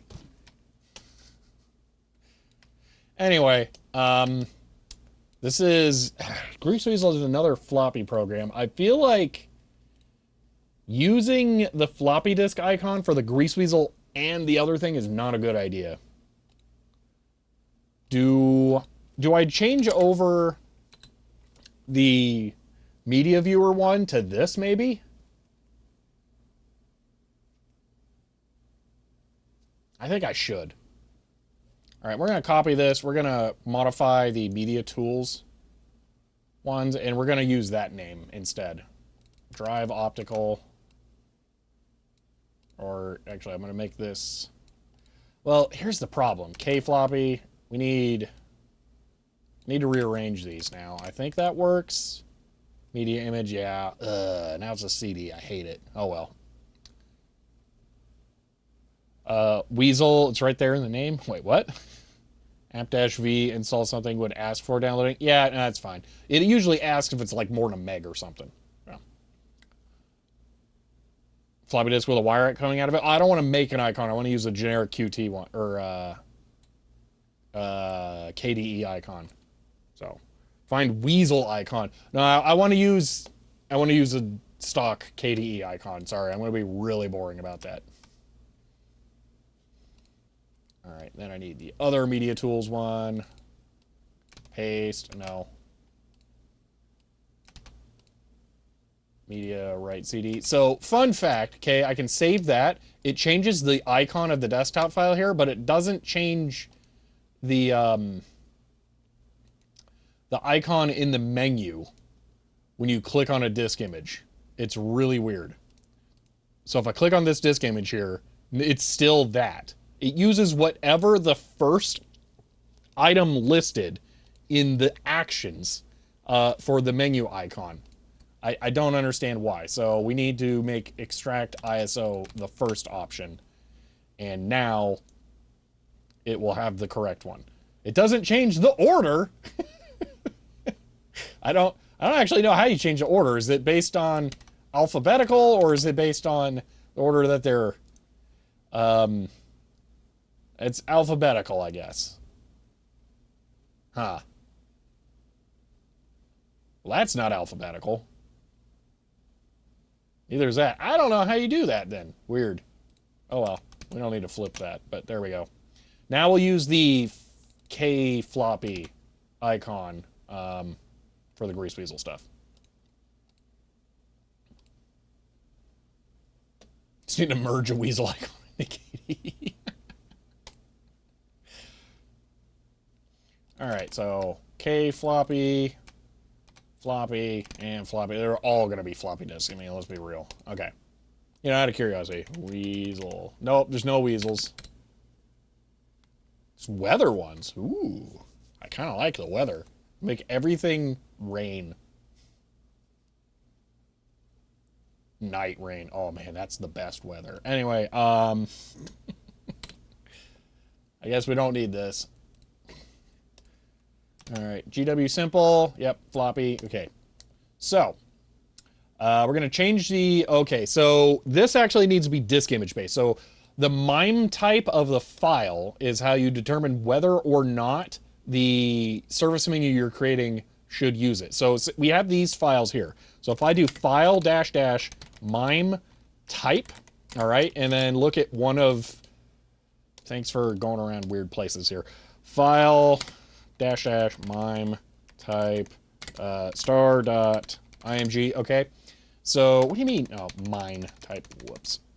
MIME type. Okay, we see the MIME type is inode empty. Okay, application X, IMA, whatever thing. Okay. Can't split between 5 1/4 and 3 1/2. I don't think there is a 5 1/4 icon. There really should be, but I don't think there is. Floppy? No, there isn't. 5.25. Nope. Yeah, there's no 5 1/4 inch KDE icon.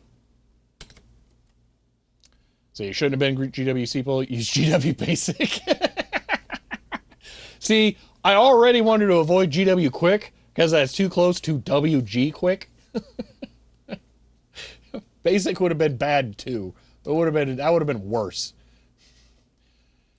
We do know that Arizona's dream of night rain. Yes. Order is non-deterministic, as this is impossible on a standard computer. Confirmed we live in a situation or a simulation. Okay. So there's a problem though. If I make the service menu trip on IMA or XIMA, I'm going to rename this. Where's the name? Desktop service name. Make file build. Okay. Grease Weasel Right. Or Grease Weasel Simple. Let's just call it that. Simple. All right. If I do that, it will never show up over here for some reason. I don't know why, but I think that this is like some kind of extended MIME type that this does not respect. So what I have to do is do an asterisk here to wildcard match, and then it will properly match it. But then it's also going to match literally everything that is application. So if I download an installer or something, like maybe even the PDF, yeah, everything is going to match this, unfortunately. But there's not a lot I can do. At least it won't match an empty... Oh, it does match an empty folder. It's bad. There's no way around this. I don't know how to fix this. But, oh well. Hopefully in the future that works better. So, KDE's development overlap with 5 1/4 being in wide use? Wide use, no. Some minimal use, yes. But since that icon set was defined, almost certainly not. Windows 11 also has menus that are still from Windows 3.1, Hellencroft. So yeah, it makes sense they still have an icon. Windows 11 has a lot of technical debt.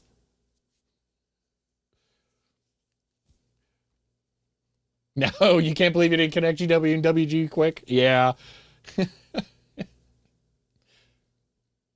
Okay. So,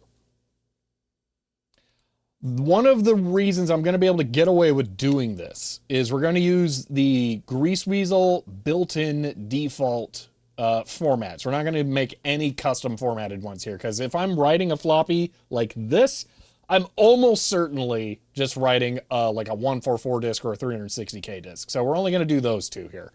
So let's go to the GW Tools thing here, and we're going to look at IBM 360 and IBM 144. So our formats, our commands are going to be like this. All right. Now, for our GW Simple, we can do this, but we're going to change this to write, and format IBM 1440 will use drive A. All right. And then we can have our input file be %U.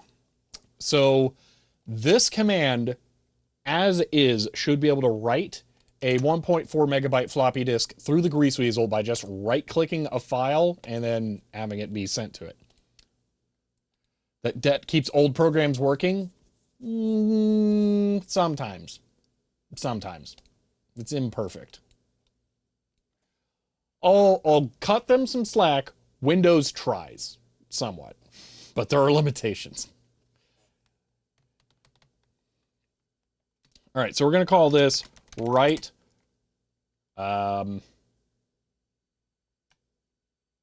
Yeah, leave it that. Write 1.44 megabyte FAT 12. Okay, so we leave that, and then this will be write 144. Put that there. Okay, I'm going to get rid of those. And then we'll make this write 360. We'll go to here. We'll copy this information. Pop that there. Right, boom. This will be drive B. And it will be right. 360K, 360 kilobyte, FAT12, not 1360, 360. Beautiful. Okay, so now if I go to here, and I'm just going to go back. Actually, I'm going to do this. Archiving, Betrayal Disk 1. So we have this file right here. I could, Grease Weasel Simple, why does this not show up? Oh, because I didn't put this, not there. This goes here. Okay. I could now right-click this, Grease Weasel Simple, write 360K, FAT12. That should 100% work. We'll try this in a different way. So I'm going to take a 1.2 meg disk, all right? I'm going to pop it into the, or 1.2, 144 meg disk, okay? We'll go to the KeyCAD stuff here, all right? So these are, I believe, high density? No. Ooh. You know, we can just add a 144, a 720K. Why not? Let's add a 720K, right? 720. All right, we'll make this 720. Still goes to drive A. This is fine. It's not ideal, but it will work. We'll put that here. I wonder where it will show up. I didn't change the text. 720 kilobyte. All right, go over to here. So KeyCAD 1. Oh, wait, hold on. Oh, that's a 3.5. Okay, so it'd be this. So now we could do write 720K. And this should write it to the floppy disk. And it's going. Oh, that's going to be so nice. That's going to rock. I think it errored out. I don't know what just happened. Oh, I wonder if it detected the media type. Oh, you know what? Let's try this. Hold on. I'm just going to copy this real quick.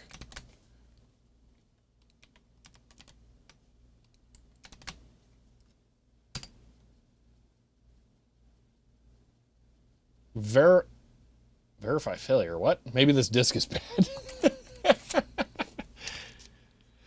Oh, there is literally a scratch on the disk. Okay.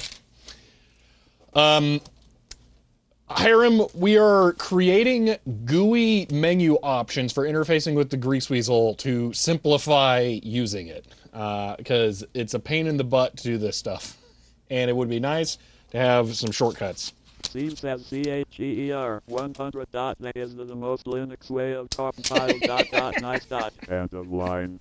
LP Seaman, thank you for the 100 bits there.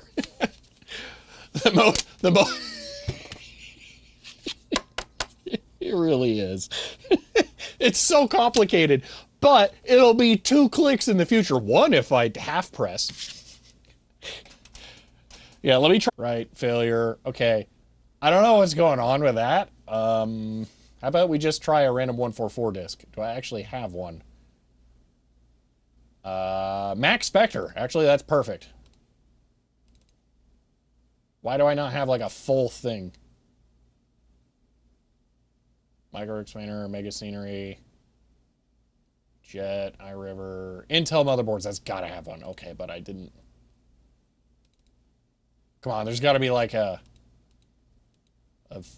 scuzzy thing or something. Where? How do I not have one? Dude, are you kidding me? How can I not have a 144 image? You know what? We'll just make one of something. Come on.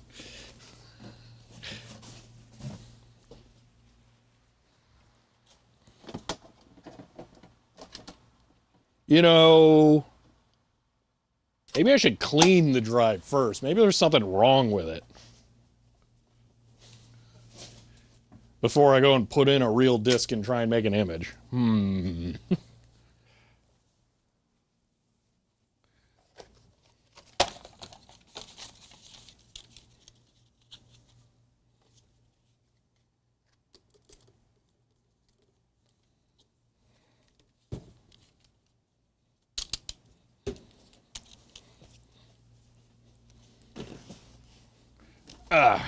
Extremely off topic. Did Hydro Thunder have Lake Mead or Lake Havasu? No. You know what? It would be a good idea to have a clean command.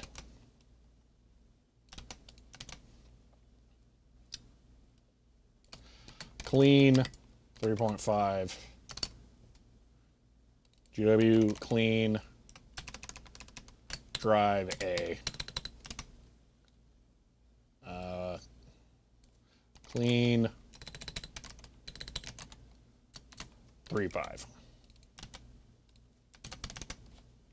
Now I can just click a anything. GW clean 3.5. Boom. No? What? How?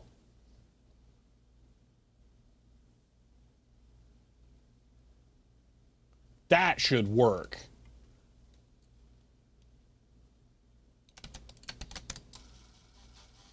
Yeah, it's Lake Powell. Yeah. Why did that not work?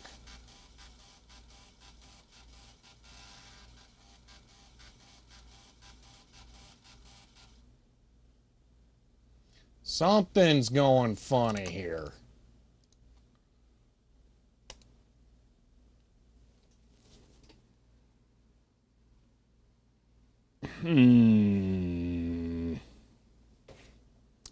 I wonder if this could be a weird Python environment thing. As far as I'm aware, there is no way to see the console output of these programs. T-A to service.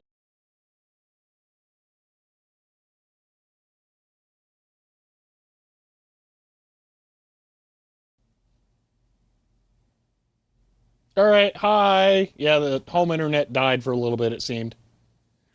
But we're back. Okay. It absolutely does not work if I don't pipe the output somewhere. Look at this. Grease Weasel, clean, fail. Add the piped output, which literally changes nothing. And then it works.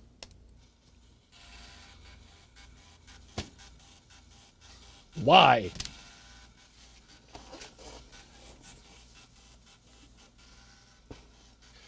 You know what's funny, Daft Punkle? The home internet goes out so much more than the office internet. And the home internet is the cable broadband, not the LTE. STD error might be blocked because there's nothing on the other end. That would be really weird with how this is supposed to work. Let's try terminal equals true just for giggles. Was it capital or lowercase? I don't know if it matters. We'll see if it runs something like that. Send it to dev null and see if it works. Maybe? That's awful. That might do it. Okay, so that will pop it up. Okay, well that's helpful.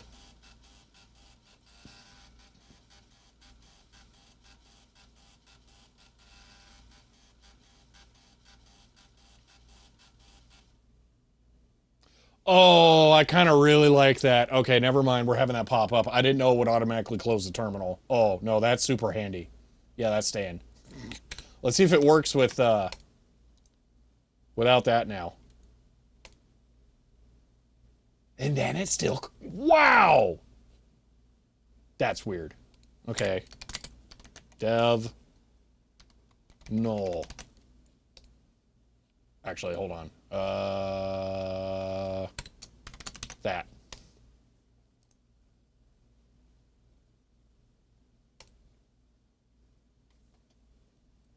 Why?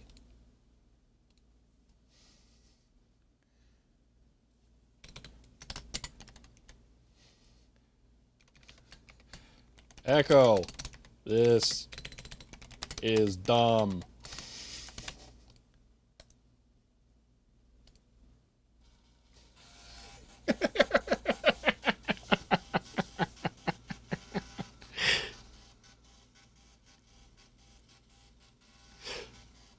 It's going to be a very clean floppy drive after this.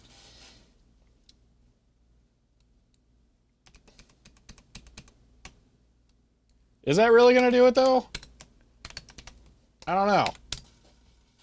Oh, come on. We don't need it that way. Hold on, idiot. I'm so used to doing it through the console. Yeah, it didn't work. That's so weird. It must be piped. Why? Fine. We can work around this. Echo. Done. And we'll just add it to all of them now. Paste. No. Paste, paste, paste. Boom, we're good. So, clean. I don't get it. But whatever, fine. Having a log file is the worst thing in the world. It's not. No, I agree that would be fine. I think it is doing something wonky with the STD error versus STD standard or whatever, or STD out. So I don't know. I don't remember the pipe commands for that offhand. Pipe error into it, because it never put anything into service log. It was always blank.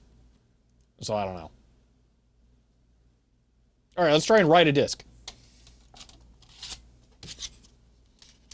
Try this again here. So I'm gonna put in the bad disk. All right, write 144. No, this is Kpro software. That won't work. Hold on, KiCad. All right, here we go. Grease Weasel Simple, write 720. What will this do? You have no explanation? Yeah, I don't know.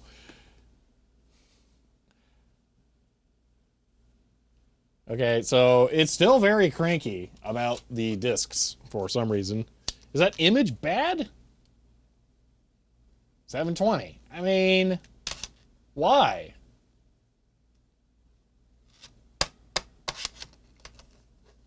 That's correct, isn't it? Right, format, drive A.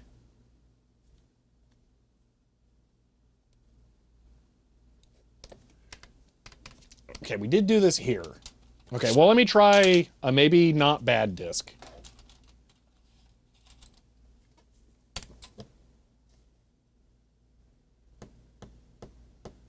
Unknown mark. You know what I haven't done? A buzz. The buzzer's down here, right? Thought it was. There it is. Buzz. All right, there's no known marks on there now.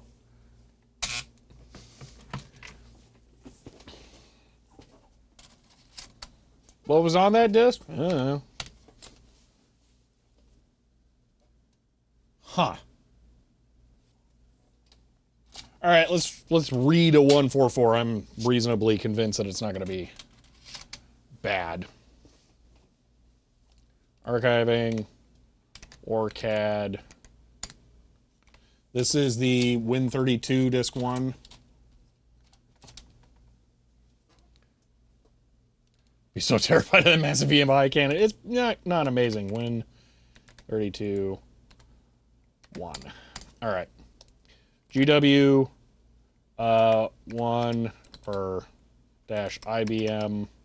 Right? What? GW. No. GW. I know what to do. Bash. GW. Haha. Dash IBM 1440 and Win32 D1. All right. At least you haven't been removing shielding from everything you open. I don't know. It's a hash R? I'm not sure what you mean, Paul Guy. Anyway, we're going to get this. We're going to try and write it back to a disk and see if it works. I don't know, because now I'm confused. But this is going to be the last thing we test. Wow, we sure did a whole lot of not Game Gear cap mapping.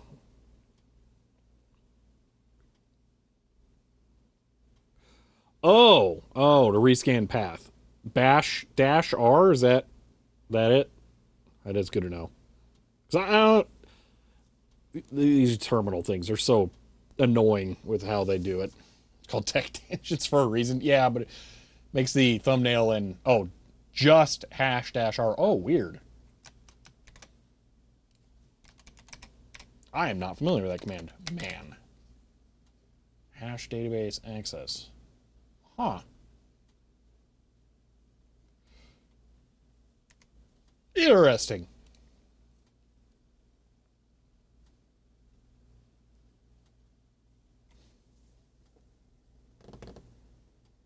Cat mapping required when it's so thoroughly documented online. So, Daft Punkle, answer me this question. What physical size capacitor is C54? Which actual one do you order to put on there? Because that is not documented online. That's the problem.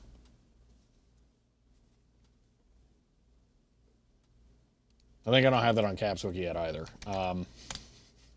That's a different problem, but that is the kind of information. Oh, no, I do have that there. Yeah. Well, not all of them. I'm going to have to take calipers home with that. I'll probably be doing this Monday, making this order for everything. So I'll fill this in then. Maybe we should have spent time actually filling this in today. That would have been a better use of time. Most dump the electrolytes go solid state anyway. Size becomes irrelevant. It does not. What size what size solid state one then? That's the thing. What most people do is they search Game Gear capacitors, blah, blah, blah, type, click the first link. Oh, look, it's console 5. And then console 5 here says, oh, look, there's capacitors. Purchase these as part of a kit. And then you do that. You don't know what caps you're getting because it's whatever ones they sell. And then that's not actually that bad, $6-7 for it. That's not that much of an upcharge. But you are paying somewhat of an upcharge. But really, that's not a bad upcharge. But I don't know what grade caps you're getting. They might say they're something. I don't know. But yeah. So that's my problem, is that this is not enough information to buy new caps. So that's the purpose of CapsWiki.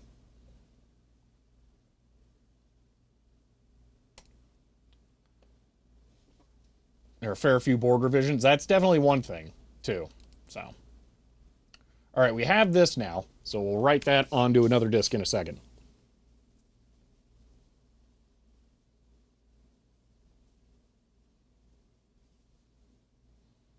But the size is a big thing.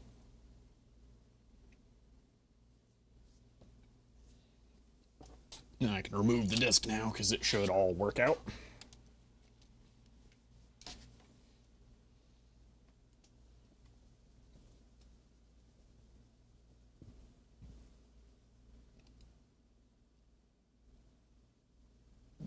I am going to try #R immediately, Paul Guy, because that bash thing doesn't quite work right. Because if I change directories now, it no longer follows.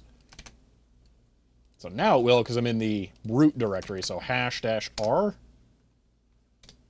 And then GW. No, that did not work. Weird. I don't know. Anyway, it doesn't really matter. All right, so we now have a known good disk image. It's confirmed, verified. We got the files out of it and all that fun stuff. So that's a good image. And it's a 144. So let's try and write a 144 here.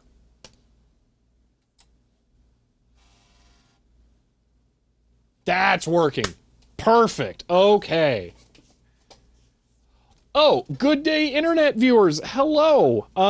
We're not doing anything related to what the title says at all.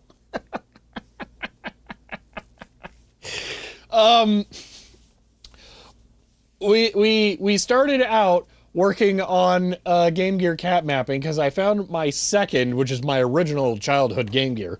And I thought, oh, good. It's probably going to be a different revision of the board because there's like 5 different versions of the Game Gear. But no, it turned out it was identical to the other one. So I cracked it open and I was like, oh, it's the same. We can't actually do anything new with this because it's the exact same as the other one. So we just kind of been bouncing between different topics. I tried to update the firmware on my cameras, but it turns out Blackmagic hasn't updated the firmware in a year. So then we kind of switched to doing this, which is Linux KDE service menus. Because in KDE, which is the desktop environment I'm using here, you can create these basically GUI command shortcuts. So if I go over to these images here, I wrote this image magic menu that gives me these options to like convert PNGs to JPEGs. So if I see this screenshot here and I want that as a JPEG to make it smaller, I can just click that. Boom, there's a JPEG. So I'm working on making some versions of this for the Grease Weasel floppy USB interface that allows me to click on a disk image and then write these directly. So I don't have to remember the command incantations here to do this stuff or have a terminal. I could just like, oh, there's a disk image. Boom, write it. And then this couples with the fact that I have the ability here to right click a folder and then I can make a floppy disk image of that folder and then I can instantly right click it and write it to a floppy. Routinio, good news. If you like this, all of it's on GitHub. So yeah, you can go to my GitHub and see how to do this. But yeah, so the idea here is that you can make shortcuts. I've got all kinds of stuff. I demonstrated this earlier. So boom, it just wrote that disk image there. So another one I did, the Mini Pro program. All right, so this uses a standard C make file. I made a menu where I can just run make clean and build all from the GUI. I don't have to actually type anything. So what you could do is you could have build commands for like configure and then make build or make install or autogen config make, you know, or cmake and then all that kind of stuff. So you could have all kinds of commands here for like, it'd be like the XKCD comic where they have the install.sh and then it's just like every possible command, but you could have them for real there to do it.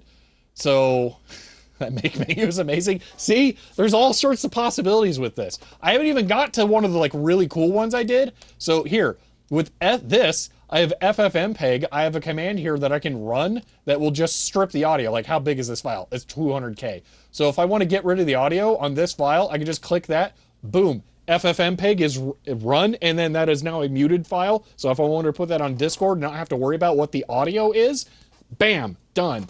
I also have it. So I have a script here. So this is 44 megabytes for this file here. So whichever this one is. All right, I'll select it, kind of. So this, let's say I wanted to upload this to Discord, but that's too big. I can now right click this, FFmpeg, and then I can do under 25 megs. Oh yeah, you have to add the thing to your path, but that would run that script if I'd set up the path to include this folder. It would run that script, which would then make a version of this file that has a bit rate tuned for that video length to be exactly 25 megabytes, so you could upload it to Discord. So there are lots of weird, interesting use cases, but yeah. One of the ones I wanted was to make it really easy to make physical disks from files and disk images, and now I can. So let me go ahead and add this. So git add GW, boom, git status. I'm tempted to make a git thing for this too. But I feel like that's going to be a bad idea. Although, like I showed earlier, you can, like let's say we have, whoa, that went wonky. Why are all those doubled? Wait, did it show up because it's also... Can you right click one of these and have them all show up? Oh, that's super weird. That is really weird. Love FFmpeg, daily C rants on their same Twitter. Yeah. But anyway, there are menus you can have pop up. So Q dialogue or QT dialogue. Yes. No. Would you like to play a game? Boom. Cannot find QT. Wait, what? How? What? Oh, K dialogue, not QT. Hold on. There we, no. K dialogue. Here we go. Boom. So you could, I could make a git command version of this where if you do like commit and push, it would pop up a dialog box like this, but rather than have it just be a yes, no, it could have a text entry for you to name it. So I could have this and then have the message for the commit show up. So maybe I will make a Git one. That would be kind of cool. I can't believe there isn't Git integration in KDE already. Like, it blows my mind somehow, or Dolphin. But I don't know. Maybe there's a plugin or something that I'm not aware of, but it would be kind of cool. But I could do that super simple. So anyway, Git status. Let's just double check because I need to wrap this up. Yep. Okay. Git commit -am add GW command menu git push, and now the Grease Weasel ones are on in the repo. I didn't update the README for that, but oh well, I'll do it later. So all right, there we are. That was actually very helpful to get done, so I'm happy with that.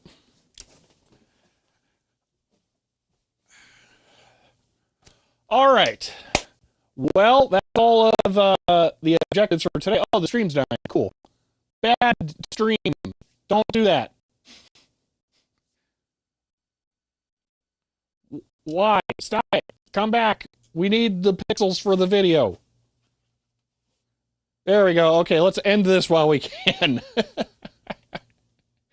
All right. I'm going to run the outro now. All right, everyone. We accomplished none of the goals today, actually. That was really terrible. I'm going to take this home and my calipers.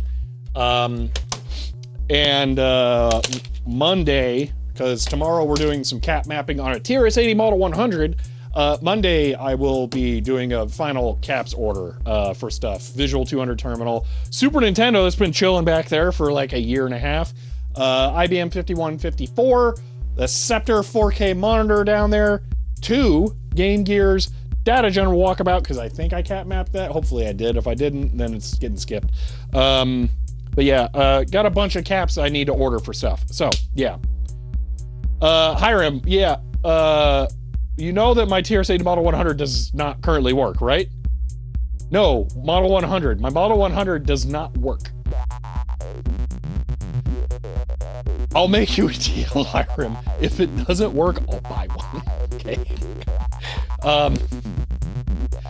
Yeah, no, I'm hoping I'm gonna move it along and get it working. No, I wasn't just bringing that up at random. Anyway, yeah, so I got a bunch of capacitor stuff I need to order and get things working. So we'll do that. Did I? No, I don't have it. No, I'm not recapping it. I'm cap mapping it. Yeah. Anyway, cap mapping is where you look at the device and you see what the capacitors are on there, and then you write it down. That's what it is. So, yeah, this is a Sega Game Gear. These caps are leaking in here, so it no worky.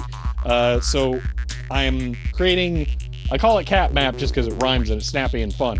But I need to know what the capacitors are so I know what to replace and buy. So that's it. Anyway, all right. We're gonna have to, yeah, preferably on CapsWiki. Yes, exactly, which is the website I run that has information on capacitors for repairing devices. Anyway, tomorrow we're gonna do TRS-80 Model 100. So, if you enjoyed this stream, man, I don't know how, it was very all over the place. But if you did, you may want to follow to be notified when I go live again next. Thank you. I'm very happy with CapsWiki. It's really awesome. It blows my mind when I go onto CapsWiki and people have added things that I don't even know about. That's just wonderful. Anyway, if you guys enjoyed this one, follow to be notified when I go live again next. If you want to help support the channel, you can find me on Patreon or get a shirt like this one, like Ben did in chat. Thank you, Ben. Oh yeah, but that, I am so off track here. Anyway, that's it. I'll see y'all next time.